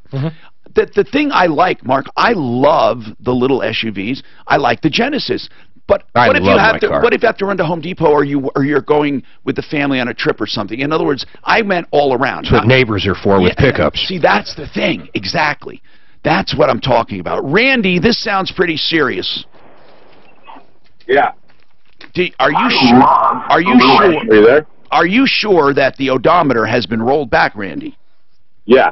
Uh-oh. We entered the VIN number on the Carfax, and it came up with having 177,000 miles. And how many miles when you bought it? 116. You know, I want to say something.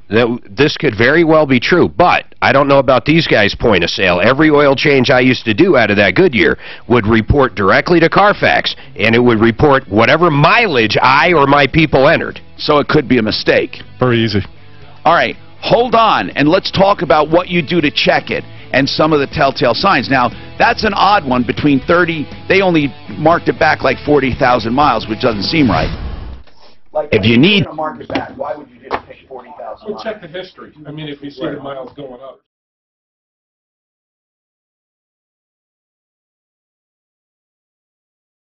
From 100, and then it jumped to Yeah, 170. if Goodyear reports 130,000, then Firestone 135,000, then Mark reports 101,000, then Kevin does 138,000. It's obvious that's store Food Barn. Here's how it happened a lot. Visit the showroom, pick out what you want, and he'll The guy's, and I was guilty of this too in my own shop. The guy's been waiting for his oil change. It's taken a little longer than it should. Go to put the miles in. The mileage wasn't written down, or I can't fucking read it. The guy's looking at me. If I go to the back again, he's going to punch me. So I just put in mileage. Or I see my guys. You just put in the mileage? I'm sitting in miles and they can hear. How many miles do you think you got on it? Yep. Yeah, there you go. And they could be off by 60,000. Oh, I agree. No, you're absolutely right. It's exactly that. But you don't even put a mileage on it. It's exactly You just print the ticket. Where you put zero. See, I can't Covers the close the load without of the miles. car. I had to too. I got my settings on it. 0001. Yeah, you gotta have something. And it's gotta be more than the last visit. Your new system probably does that too. Or the lar. It's probably a setting you Usually put the there. consumer pays it because the reason they use And then throw don't give LSI anybody on else the password because to your the settings. consumer is not Oh my paying God, for there's so property much. insurance on their car like Because if they make a mistake not carrying- on a mileage, and say, you work on the car here, they screw the mileage up, car it lot comes back the in LSI 6 on that months, car. has 20,000 They're less billed for it miles, every month, but you need to fix that. owner It's in their payment. Yeah, it's in So there. if But they the owner can of the car will override, never they'll see just add to the old miles and keep because the it only problem goes to going. the car. Plus, when it starts sending out reminders, if you're using those, then it can really What's just the premium based on? Is it based on the Yeah, always I don't know. requires What I everything found out on about the it is- invoice. Are you guys doing good starting to use the computer? I don't know how, I don't know if it's flat premium or not. I just know Or that the new computer? that's What the do you business use? model for lenders, single lenders. It was also called at one time vendors, BSI vendors. Yes, because they're CRM things. I wonder if you can make money out One of of those prices. Well, there's a lot of people who Dude, you see the money he's looking at facing from the No, I state? didn't see that. $25,000 a day. They have to have a car like this most do. What kind of car? I don't, here's all it says. But what is the day, how does it stop? That I wonder too.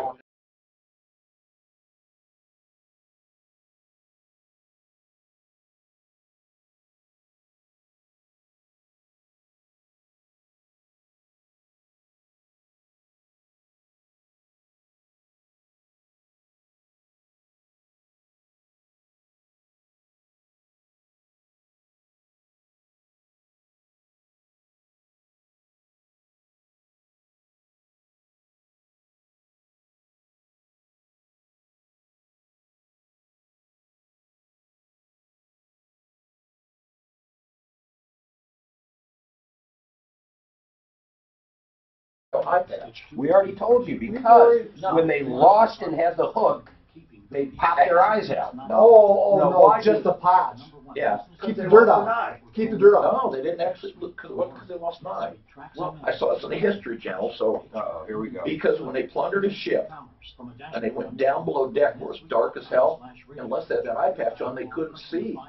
When they went from the bright light inside, they get killed. So they flipped that patch up when they dove onto the deck with one eye adjusted to the dark. And it had nothing to do with, so all the time up above, when they're not plundering, they still left it on? I don't know. They just had a hard time doing the stabbing them because they... What do you make of this sentence? Ready? This is going back to the contractor in this news story. Under state law, violators can face fines up to $25,000 a day, and they're talking about for not being certified to do asbestos. What does that mean, a day? When does a day That's end? what I don't know. Did they exposed? I don't know. The people there, the state, and this guy, Curtis, said they've got evidence this guy's been doing this since 2006. Oh, this guy's in big fucking trouble. The Colorado Department of Health and Environmental spokesperson stated they have initiated an investigation. And who is the person doing it? What's the agency, Mark? It is called the Colorado Department of Public Health and Environment. Yeah. CDPHE. Yeah. Should we try to get Who was the spokesman? Popcorn ceiling. It looks like he came in there and just fucking. Mark, did it say who the spokesman was? It said the spokesman who Clint knows No, it doesn't. I think the spokesman is my contractor, because he's head of that department. No, the federal or the state? The state. Oh, I thought it was federal. Well, He charged for it. he's regional, a regional director. They have to be trained, certified as what's called a certified general abatement contractor. And this is under Colorado law, not just like Denver. It's supposed to be like And licensed. almost like 100. That's cool. And they have to have that. Parts per million. 25,000 a day, though. That's the part. So right now, her house is still leveled craziness. So has it been multiple days? Not that it matters. The guy's probably got $17. Call and ask him. I would be curious what that means a day. When he called here, we did feel a little sorry for him. I know. Wonder Bread over here started feeling bad for him. Can you believe how contrite he was when he called back after You laughed so hard the first time I called him that. I said, Tom, you're getting. I was putting these best ofs together from back like around 2000. Holy shit! What together? Best ofs. He was going after some dealer in Florida.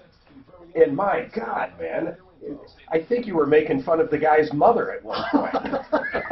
It was brutal. Me? Yes, it was brutal. No. What was I doing? Never. I was getting personal? Something about Tom Martino here. Welcome to the show. Okay, this hour brought to you by Ideal Home Loans for your next ideal home loan. What we do is help people. What? I was just wondering if we ran out of music. Yeah, we didn't have, no, it's not, we didn't have the intro in the system. It ran away. So it's Drew's fault. No, it's not. So anyway, if you're listening and you didn't hear, help, I need somebody, it's because we have no intro. But we're on the show, as we've been for nearly 40 years, solving problems, answering questions, taking complaints. Thank you for calling. 303-713-TALK, 713-8255. Today is car day with our experts here, and we have Mark Machowski from Budget A1 Transmission and Auto Repair, and we have Kevin Calkin from Sheridan Auto Tech. So we're going to talk about cars and anything else you call about. But as I said, Ideal Home Loans for your next ideal home loan. They have custom term loans. They have interest rate guarantee loans, which means if they go down, they refinance you free of charge. And they have credit optimization, where they tweak your credit, and this is legal, ethically, and quickly they do it, okay? And they do it where you don't even know what's happening. They may say, hey, can you transfer $20 from this balance to the next balance, or pay this one down by $50? It's really minor little tweaks, or correct your address or your previous address. They know how to tweak credit and to get you higher scores, which means lower costs. 303-867-7000, idealhomeloans.com. And if you're shopping for a home, get a pre-approval. It's ready to close. You are already approved. All you need is a house that appraises properly. 303-867-7000, idealhomeloans.com. A reverse mortgage question from Annette. Speaking of mortgages, what's going on, Annette? I have a question for you, Tom. Yes.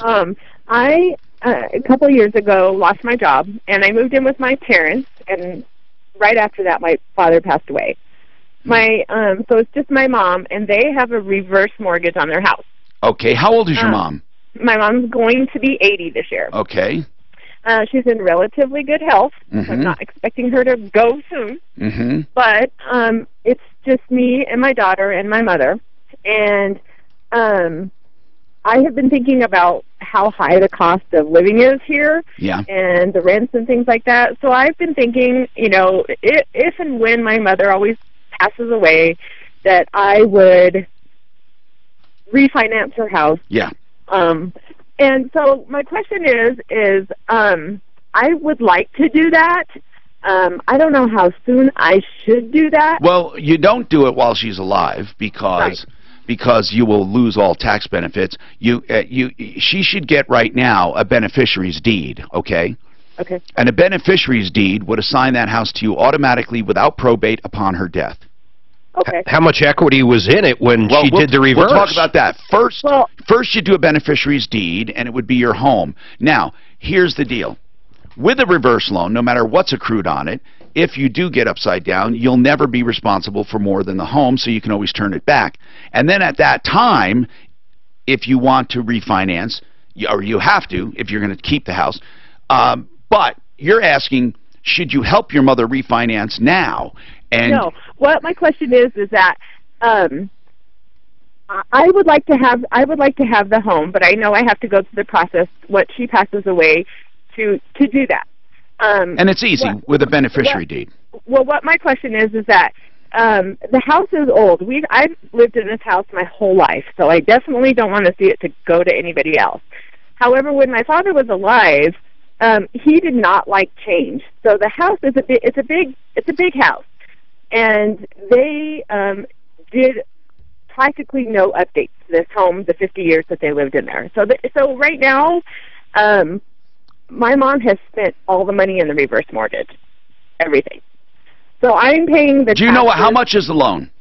I think the loan wasn't very much. It was like $170,000. Well, it couldn't have been a lot because they only allow you to get up to 50%. Yeah, it was like $170,000. And how much does a house appraise for without any kind of improvements? I think right now it would probably be about $230,000. Okay. Although, like I said, it needs a lot of improvement. But even if it's $200,000, what I'm saying is that there's enough equity there that you can refinance it. Doesn't sound like it. The loan was $170,000. She thinks it's worth $230,000. Yeah. It sounds like. How many years has a reverse mortgage been going on? Why are you saying that's not enough to get a loan? I don't think $50,000. I mean, if she's making a mistake anywhere, I don't think so. Well, let's just. Why? I don't even understand what you're saying. I mean, to get a loan, an 80% loan. Why wouldn't she? What is that to value right there? Look at if you 170 to 230. Take a home. Just take a 230. Yeah. Just take 230. Yes. And do 80%. 80% of that is 80. Let's see. What is 80% of that? Hold on. Excuse me. Let me see. Is $184,000.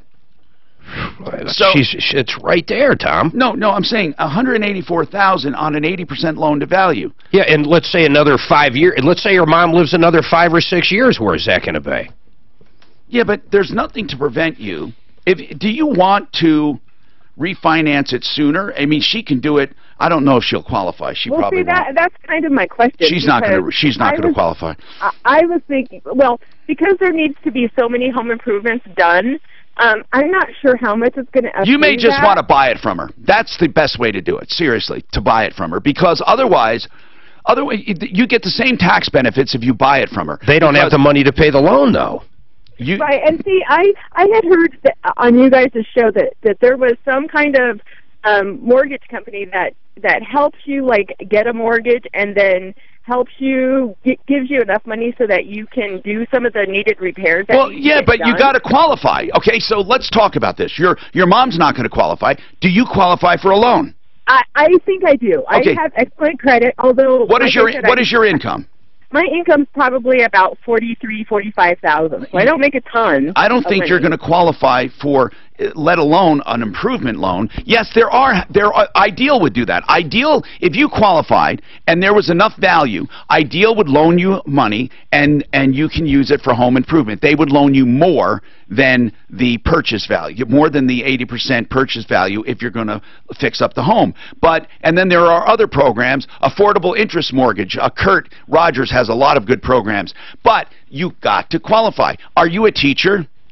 No, I'm not. Okay, the reason I ask, for certain professions, there are preferable loans, and you can get up to 95%, but here's the deal. Something else scares me about this, though. She said their parents moved in there 50-plus years ago, and she's talking about renovations. If that home, and we've been talking about asbestos, my God, it could cost a fortune to redo anything in that home. It could. And that's my question. And I know they do have, like, some type of foundation problem because in their laundry room, and it's been going on for a while. And it may not be a good deal for you. I mean, it may not be. As much as you love your mom, you may want to turn that house back to the mortgage company at the end. I'm serious. And wherever you move with your kid or your family in general, you're going to make into a home. What I would do, Annette, is at this point, are you living there free, basically?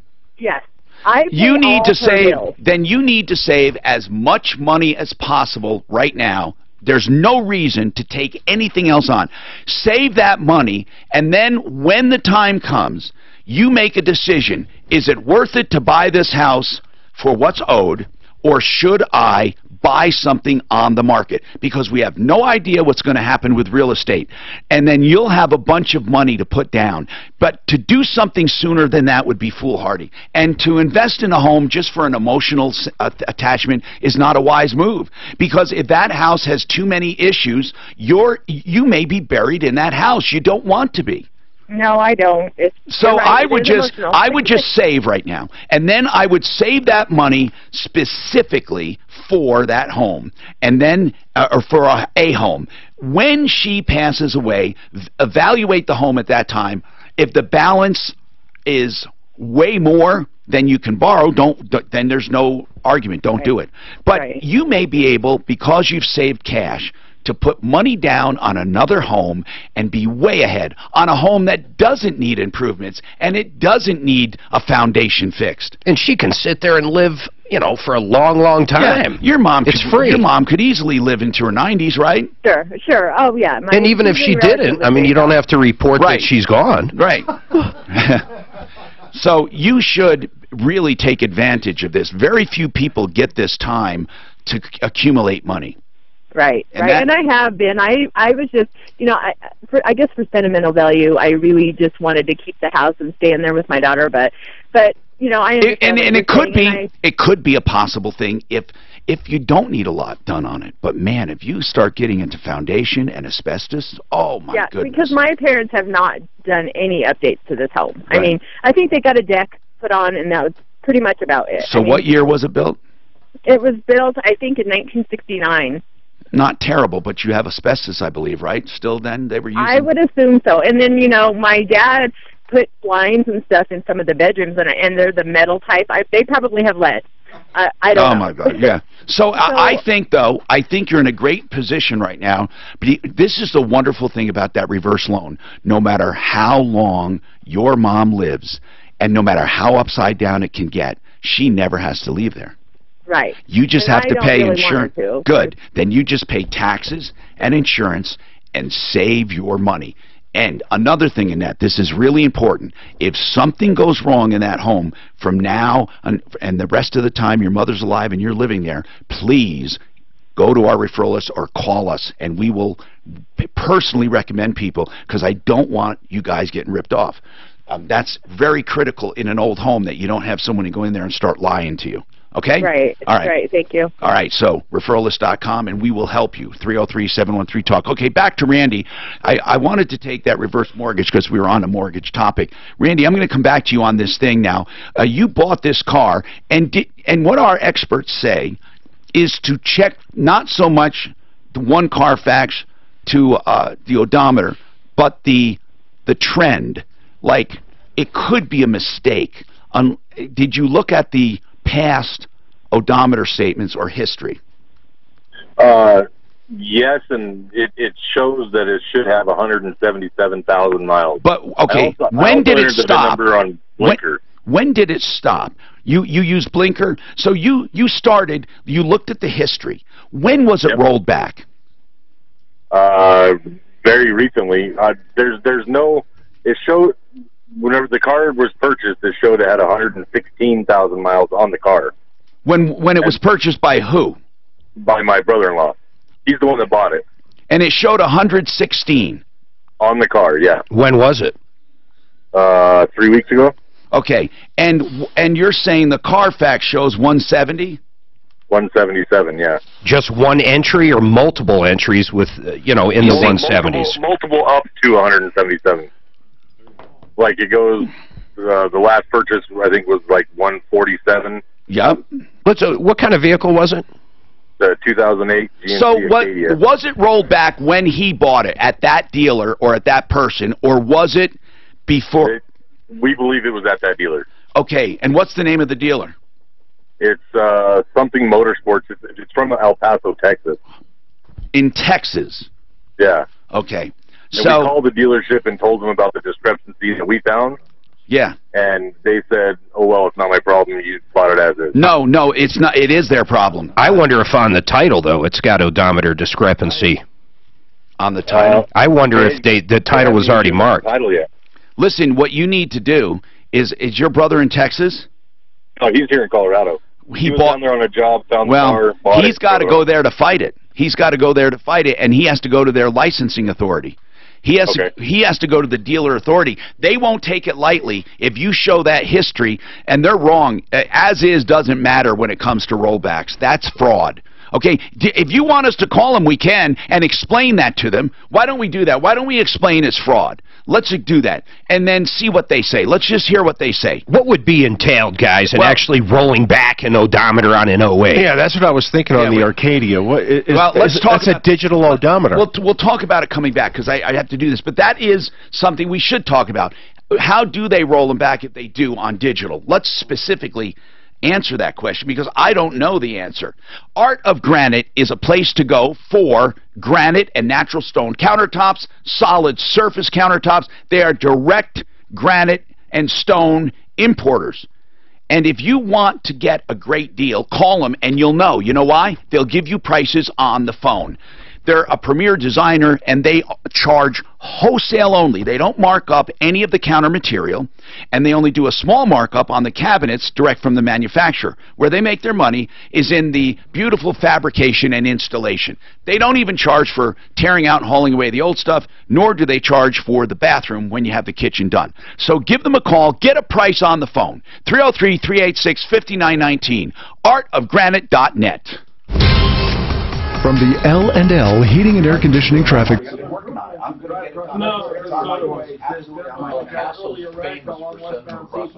Oh, yeah. It's a hard shift. So many But is it possible to get it by 1:30? I just need to let them know. The odometer? I cannot get it by 1:30. It would be stupid to tell you that. Well, no, that's Some you what get I a want. program, some you get a new cluster. Who needs it by 1:30? KRDO. That's just how their traffic works. I'm sorry, Mark. I'm just going to tell them to put it off till Tuesday. You'll have it done over the weekend. I plan on getting it done today. Right, they can program that, they can program anything.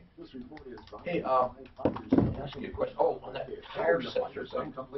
How do they know where that tire sensor, what position it is on the car?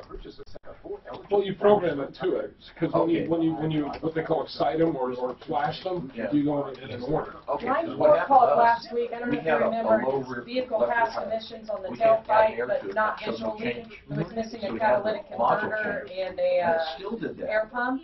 So I just called my emissions guy and got answers. My answers. I made sure basically Oh, good. So we have them.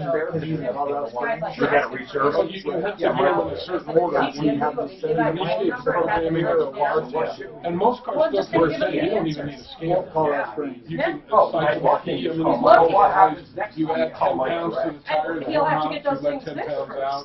But I mean, if they figured out who passed it and missed those, then those employees would be in trouble. Around the car.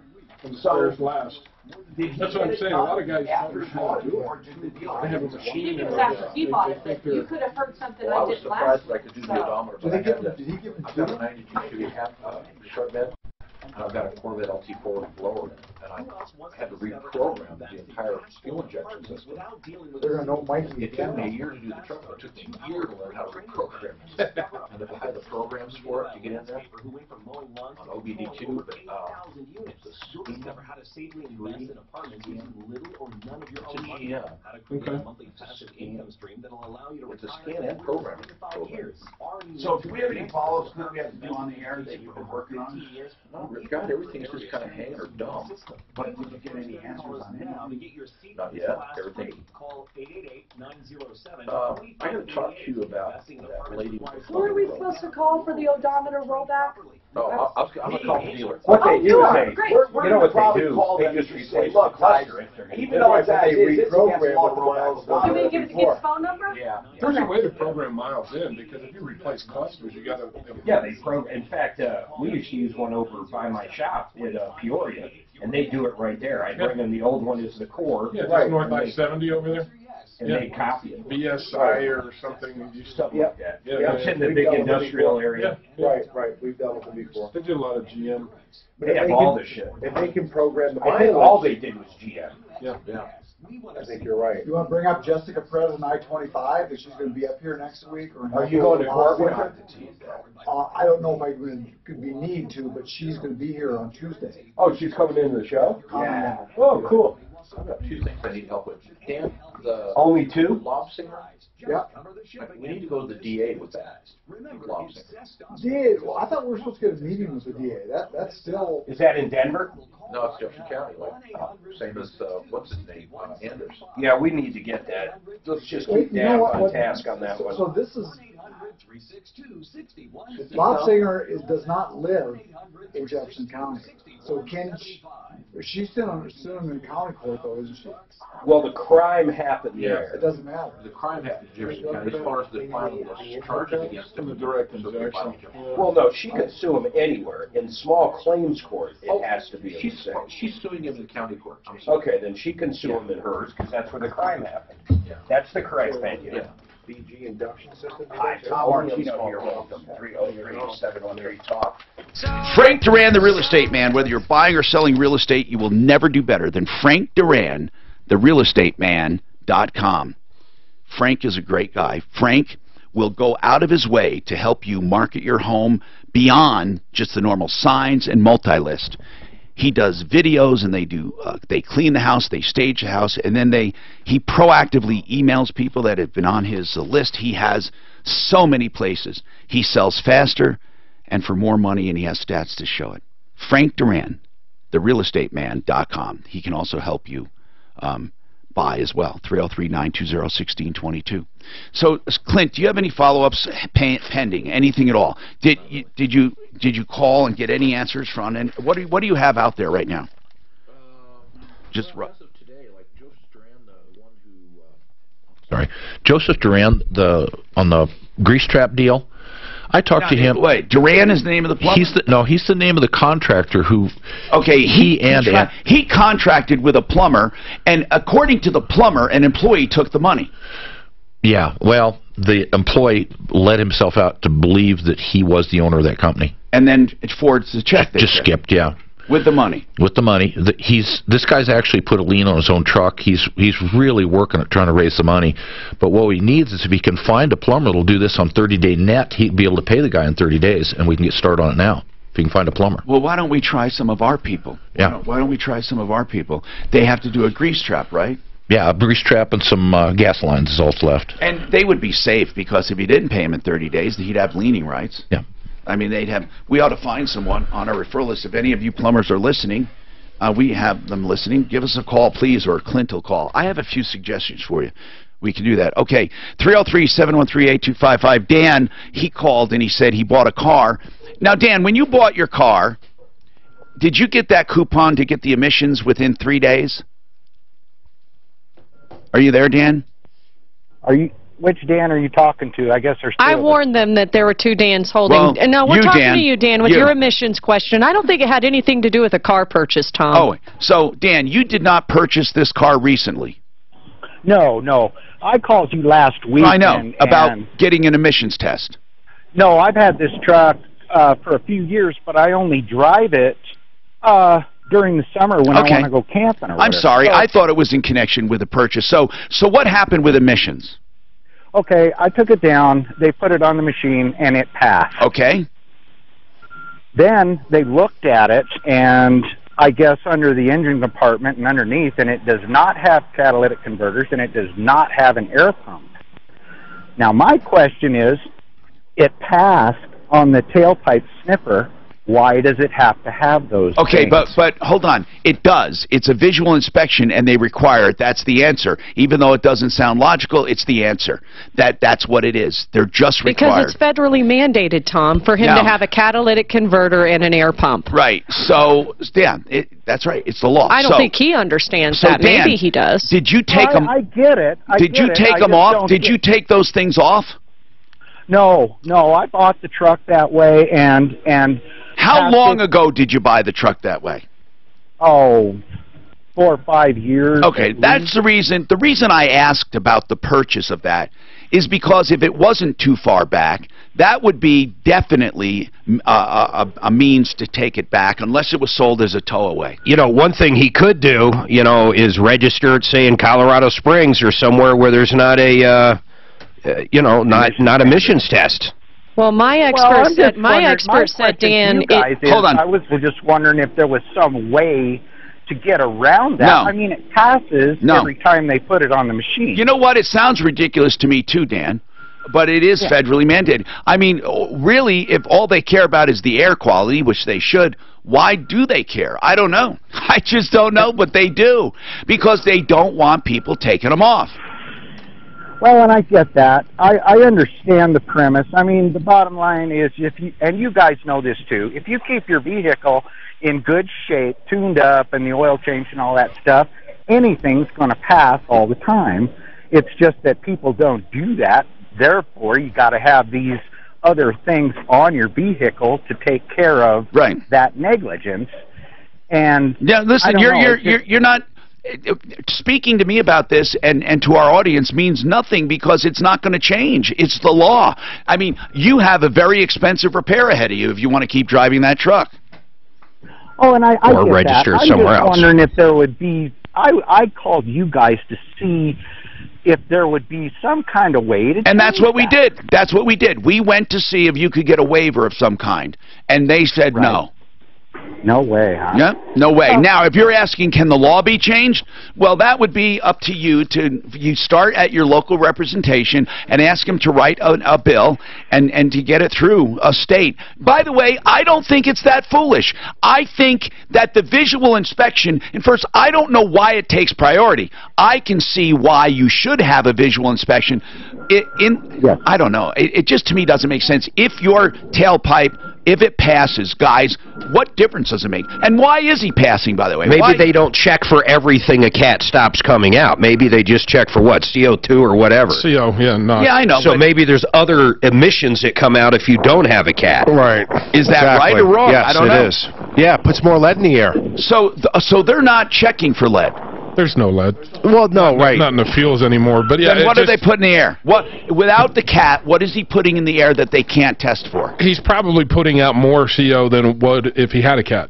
So it would just be that much better. Okay, I see what you're saying. So even though he's intolerant, that makes sense. It because they want everyone to be even better. Sure.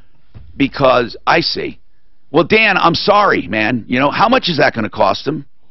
Depending on the air system, it could be in the cat $500, $600, $800. Oh, that's not terrible. Yeah. Dan, it's not terrible. Geez, I don't know. Then you got to hook up the O2 sensors again. There may not be O2s though. Yeah, that's true. Dan, it's not going to be that bad, you know, as far as cost. Oh, I know, and I've already got that covered in a way. Okay, good. I'm just trying to make sense of it all. You know, well, they, you know, why do you need a visual? I'll tell you, Kevin just gave the best explanation. Even though you're passing, even with the cat, you'll have better readings, and they want the best they can get. So I get it. And I get that for sure. Dan, what's going on with you, Dan? The other Dan with the F-150. Oh, yeah. Hi, Tom. Hi. Yeah, I've got a 2016 F-150. It's got the 2.7-liter EcoBoost engine in it. It's got about 38,000 miles on it now.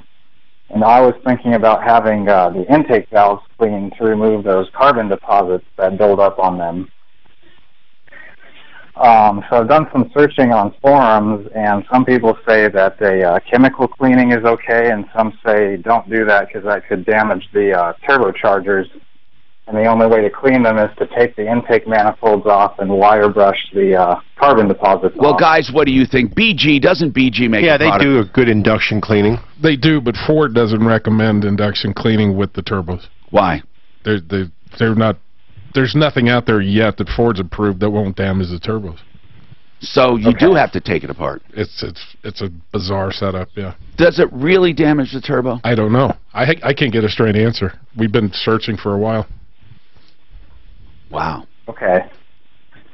I don't know, man. It's just if Ford doesn't recommend it, I wouldn't mess with it if you have a nice truck and it's in really good condition. 303-713-TALK. 713-8255. Mildred wants to get her car checked before it runs out of warranty. Mildred, why don't you go to SOS Inspection or go to Automotive MDs? I'd bring it to I'm a talking shop. about if all you want is a diagnosis. I'd bring it to the shop It's just under warranty. Well, I understand that. No, just so they you can. guys, she's saying my car's getting ready to run out of warranty. I just said that. Oh, Suzanne. I'm on the same page too. It's under warranty, so they don't have to fix it. I'm with Suzanne. Why would you take it to them if they're not going to get the job? Here's why I'd bring it to a shop, okay? So they can check the suspension more than anything. Get it up on the lift, check out every ball joint, check out everything that they're not going to be able to do mobily. What company would that be? Okay, well, anyone on a referral list can do it, but we got here today, Budget A1 Transmission and Auto Repair. We have Sheridan Auto Tech. Would you agree with that, guys? Your guys aren't going to get any business out, but Suzanne's vehicle's right about there, 54,000. It's 60. The bumper to bumper's gone. I'm going to one of these two shops here. You want to get the car up in the air. Absolutely. So Budget A1 or Automotive MD? Where are you located? I didn't I'm say. in Denver, near the old Stapleton Airport. Listen, Mildred, I gave you the names of some mobile things that go and check cars. Oh, really? Yeah, but our experts are saying you need to get it in the air. I'm sure our mobile guys will have something to say about that, but I'm not putting one against the other. I'm saying if you want to get your car checked out, you can choose what you want. We have mobile services. We have shops that can put them up on lifts and look underneath them and all of that too. And if you want a complete thorough check like that, I said today we have in the studio Budget A1 Transmission and Auto Repair and Sheridan Auto Tech. So Suzanne will repeat those for you ad nauseum off the air, as much as you want. So she'll repeat them for you if you need that, okay? And we can talk now to Don. Oh, wait, hold on, Don. I'll be right back because we have so much more to talk about. And if you have any car questions, you can get right through right now. We have open lines, 303-713-TALK. In fact, if you have any consumer problems as well, but we are emphasizing cars at 303-713-TALK. This is Denver's Talk Station, 630 KHOW and iHeart. ago, you had a GMC in there that was lifted that had differential problems that had been done wrong. Yeah, right. I remember that. Over and over. Yeah. Who was your tech on that? Shane. He's the one that did the video. He did the video. I've done those 10-volt Chevys, and they take 2 frickin' days to shim those things. They can. Yeah. You get lucky. If you nail it, you just I've don't. never got lucky. Yeah. But, you know, knowing... That never came First back. tech I You guys nailed it? Yeah, he knew exactly what he was talking about the backlash and the stuff like that. And Sure. Yeah, I talked to It takes on average 3 to 5 times to set one of those out. How good that is. It is. It's like assembly, disassembly. See the head first. It's like, for me, it's like looking in the mirror. They're so reliable for the most part. Yeah, it doesn't take. I mean, they go forever.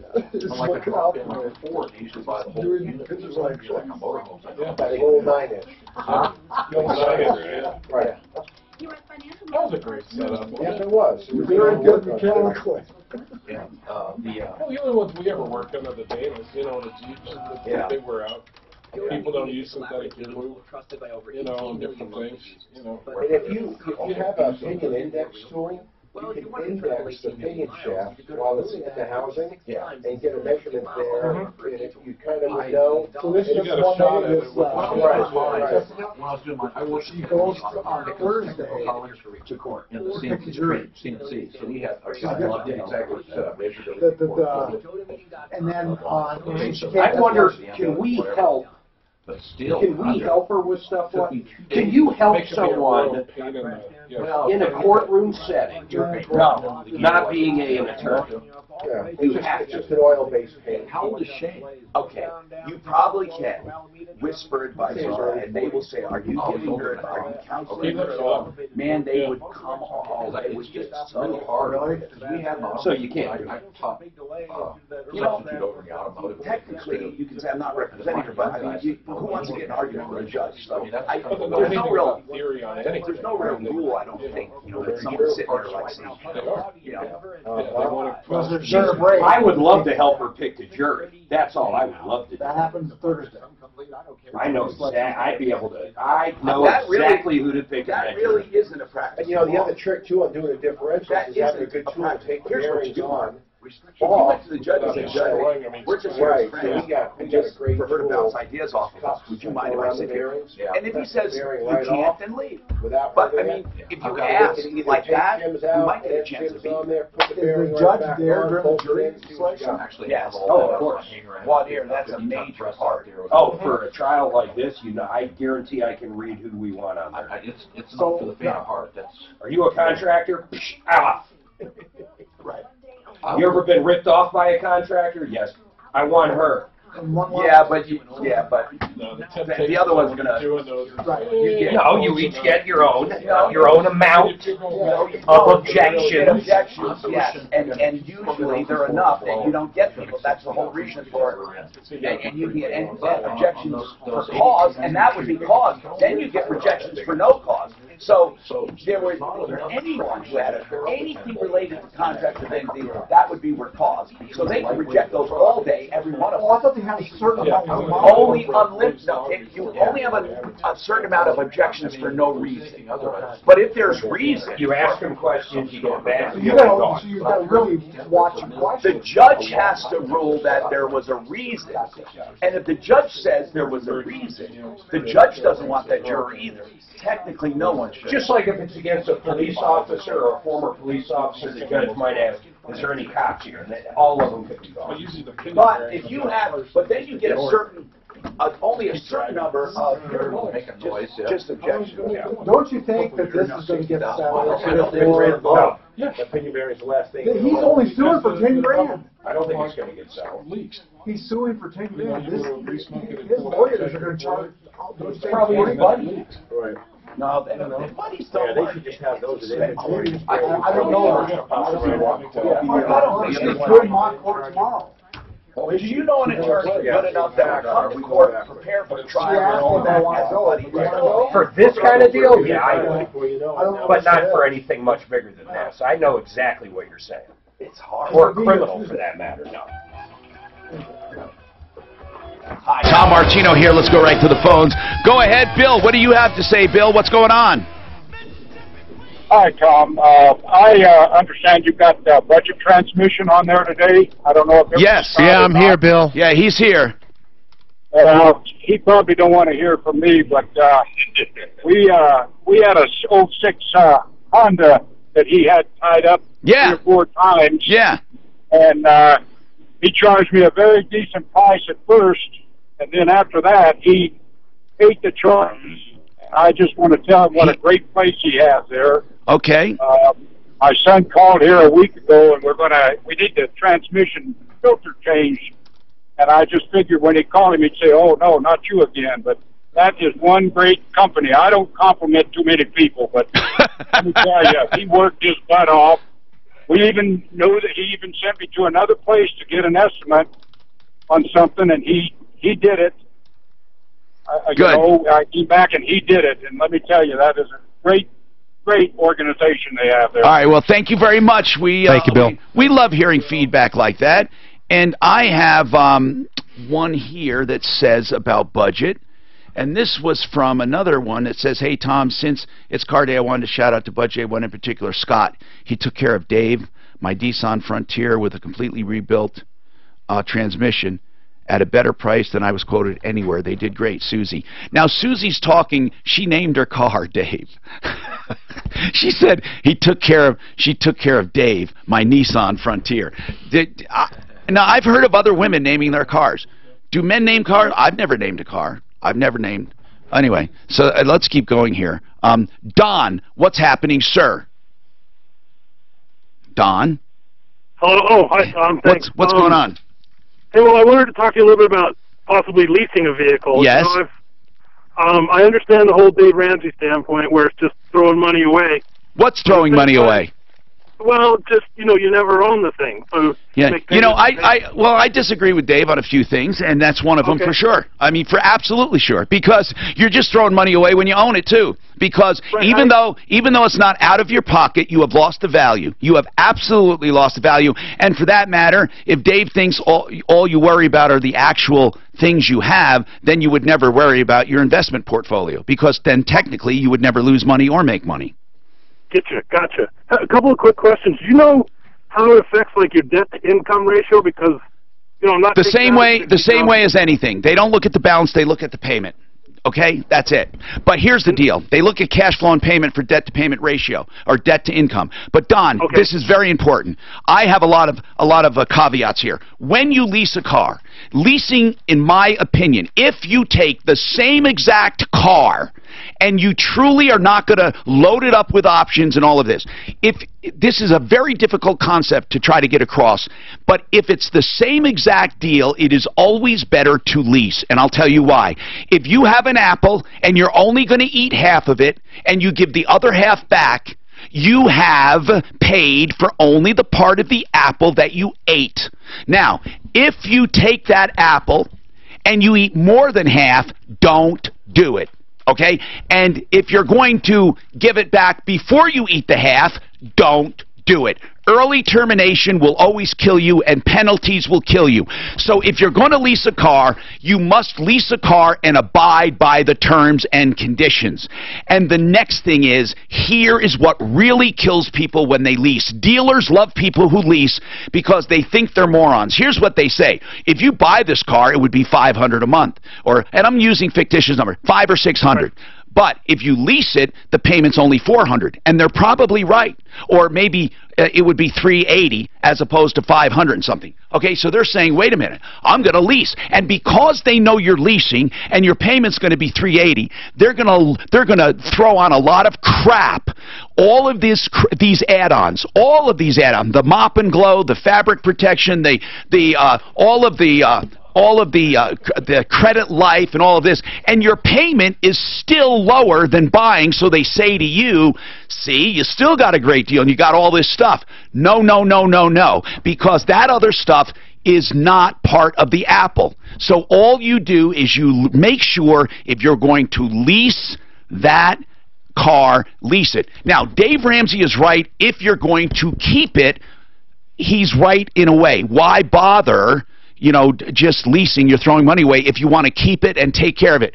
But the true sense of the people can lease and stay in a new car longer for lower payments and never have maintenance problems or anything if they do it the right way. You can continually lease, and that idea of losing money is stupid. You lose value anyway. When you buy that car and drive it off the lot, you lost $2,500, depending on the price of the car, that is, but right around $2,000 you lose right off the bat when you drive away. And if you, I don't care who you try to sell it to, you lost $2,000. Those are good points. That's really good points. What about the ownership tax? Registering is so expensive. Again, I don't own it. Is the registration the same? Yes, they're all the same, but it's just prorated. Yes, it's all the same. And here, listen, when you do this lease versus a purchase, here's another way. If you wanted to keep a car, now most people don't. They say they do, but they don't. But if you have a car you love so much that you honest to God want to keep it for a very long time, then I would lease it for as long as possible and not care about any of the penalties, because I would lease it, and then at the end of the lease I would buy it from myself, and you would continually have low payments. You still got to get a good deal and negotiate, though, whether it's a lease or a purchase. Right, and it's always best if you have cash, if you're going to keep a car, to pay cash. If you had the cash, pay it. Just buy it. What is that mop and glow add-on, by the way? Yeah, well, they always they have all that crap they put on the paint and all that, and the fabric. So Don, go ahead. Yeah. Well, if you do that and you finance the residual, aren't you going to be overpaying, kind of paying the MSRP if you would have bought it outright the first day? Not if you're keeping all the extra money. Yeah, you could possibly, but in some cases people don't have a choice because they can't buy that ultimate vehicle they want to keep outright. They can't afford it, but they can afford to lease it for a very long time, over 5 years, and then at the end of that 5 years the residual is low, and you help make it low by leasing it that long, and then you buy it from yourself or pay cash for it, and you don't have to worry about the penalty because you're buying it. It's just really... Go ahead. How do they handle a trade-in? I've traded in trucks. You go in with a trade-in... No, never, ever trade on a lease. They evaporate. Okay. You will never get equity, ever. There are too many ways for them to evaporate your lease. You sell it and then lease that car. Never trade it in. Never. Blinker. Hey, do you think there's any deals, or is the car show coming up next weekend a good place to do business? The car show is a great place to see products. It's the worst place in the world to make a deal. Okay. It's a great place to see products, okay? That's what you need to do, is see products and get a variety, and you do it by walking just a few hundred feet as opposed to driving all over town. It's the greatest place in the world to shop.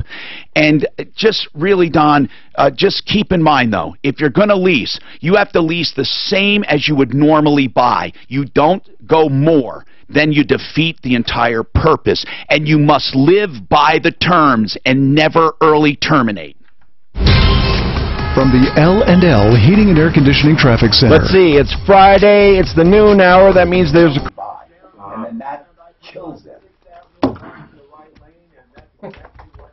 Mop and glow. I like that. We had a poor guy, he bought a Harley, brand new. It's like 11, 12 grand, so one of the smaller bikes. When he was a service guy too. He was in the Navy, I think.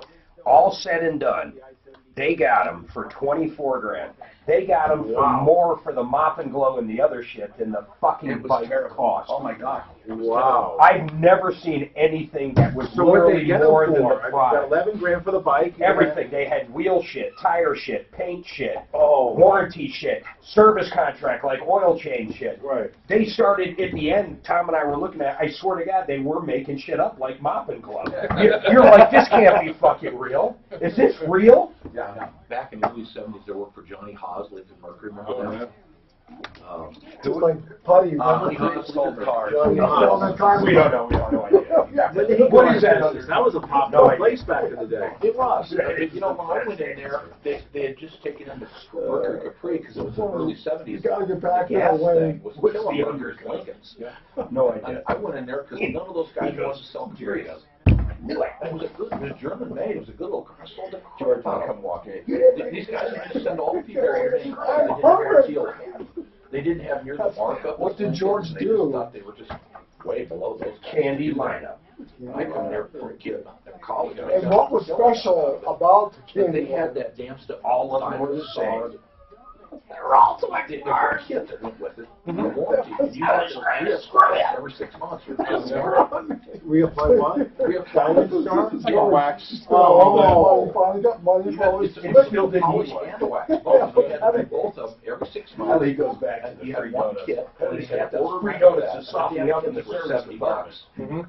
So Quite the racket. oh yeah, it was. He's talking to the guy in the I service never department once about the sold it. donuts. I just you know, And he goes, yeah, you can have a car here, sir. I can't bring my car to the dealer. That little V6 Capri, the one they made out of V6. Oh, I love it.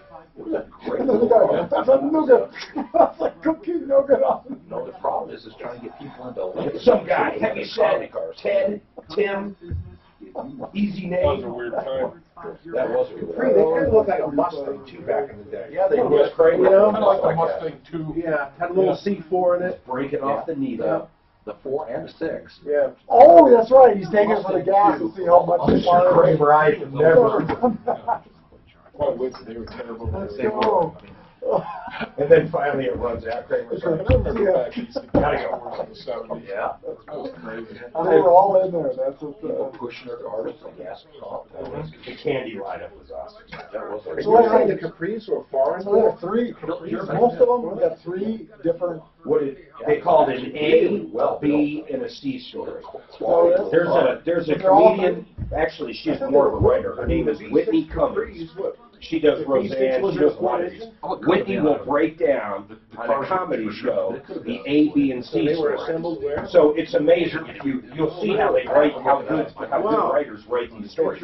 They'll break into what they call that A story, which could be the George, then the fact, then the B story comes in it. That one that's interwoven. Elaine, and then usually the C story is interwoven into the two. But it's so weird. There's like truly a recipe to write. There are recipes for street Brother had one for a while. I can't remember like Roseanne. Whitney Cummings, though, I was just watching a little thing on her. She's a genius, man. She's a writer. She's written. Roseanne's her newest one, to give you an idea. Did you see that? 18 million people watch that. Do you know how hard it is to be funny? Oh God! I mean, to write a comedy. Think about it. Just look at it, just to be funny. But listen, guys, get my picture. It's easier to be funny when people don't expect it. But when you go to a comedy club, you're expected to go up and be funny. But if you're giving a talk somewhere, and then it's easier because they're not expecting it, right? Or it's harder when people expect it. It's really hard. Most people on that first time up. Hi, Tom Martino, your troubleshooter, and we have a question from Joe. We have more time. If you have any questions, get in 303-713-TALK. But basically, Joe wants to know about an automatic transmission. Go ahead, Joe. Yeah, thanks, Tom. I'm just curious, at these long stoplights with automatic transmissions, is it best to just leave it in drive, or can you put it in neutral? Well, you're still going to have cooler line flow, whether it's in drive or neutral, so it's not going to make a difference. I would just leave it in drive. So when you leave it in drive and put on the brake, are you holding anything back, or does it disengage? Well, the converter is going to have a stall on the converter, which is going to actually transmit power through the drive line at a certain RPM. But, yeah, I would just leave it in gear. Thank you kindly. All right. You're welcome. That was easy. 303-713-TALK. Completely open lines, but if we don't have them, that's good, because if we don't have calls, that's fine too, because I have a lot to talk about. I wrote down stuff specifically for Car Day. Doggone it, and I'm trying to find it right now. 303-713-8255. Oh, on cars, okay.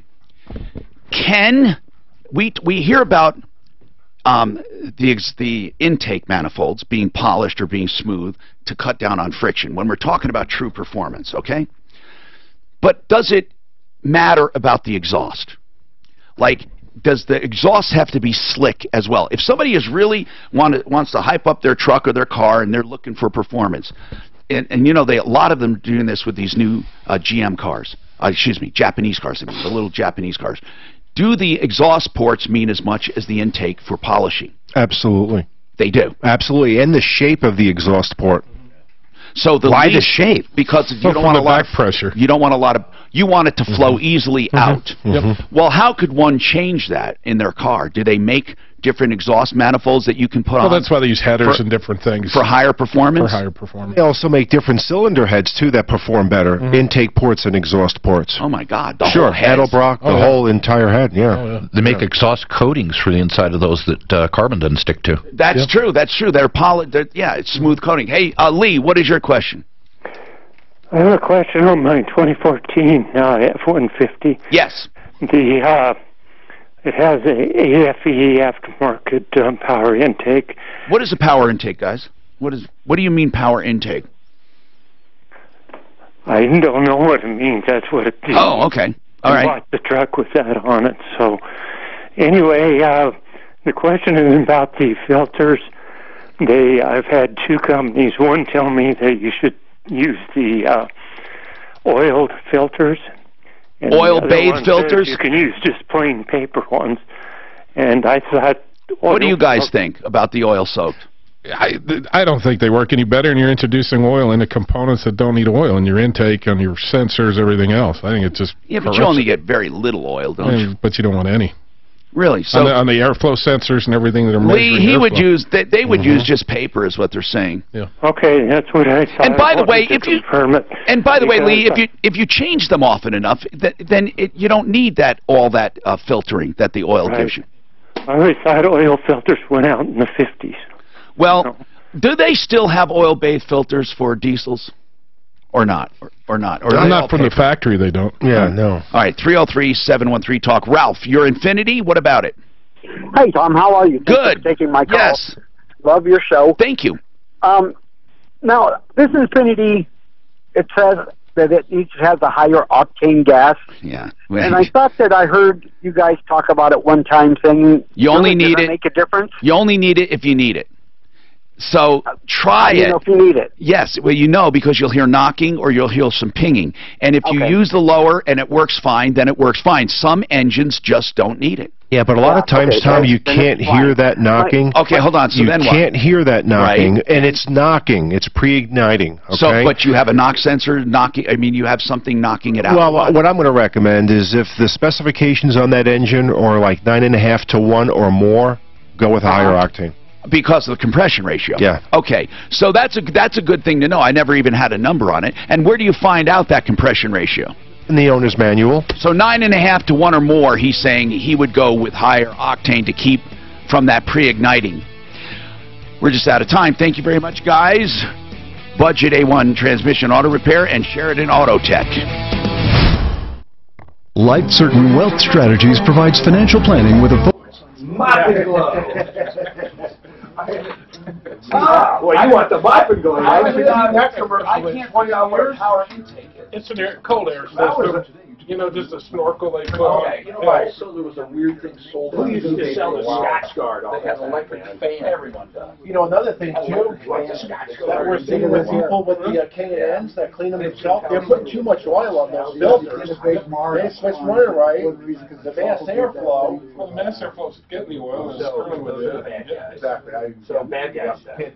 Exactly. Some eBay guys sold that are next thing. It was a little turbo saying there's good Palestinian. Oh, right. That way. Oh, I remember that. Yeah.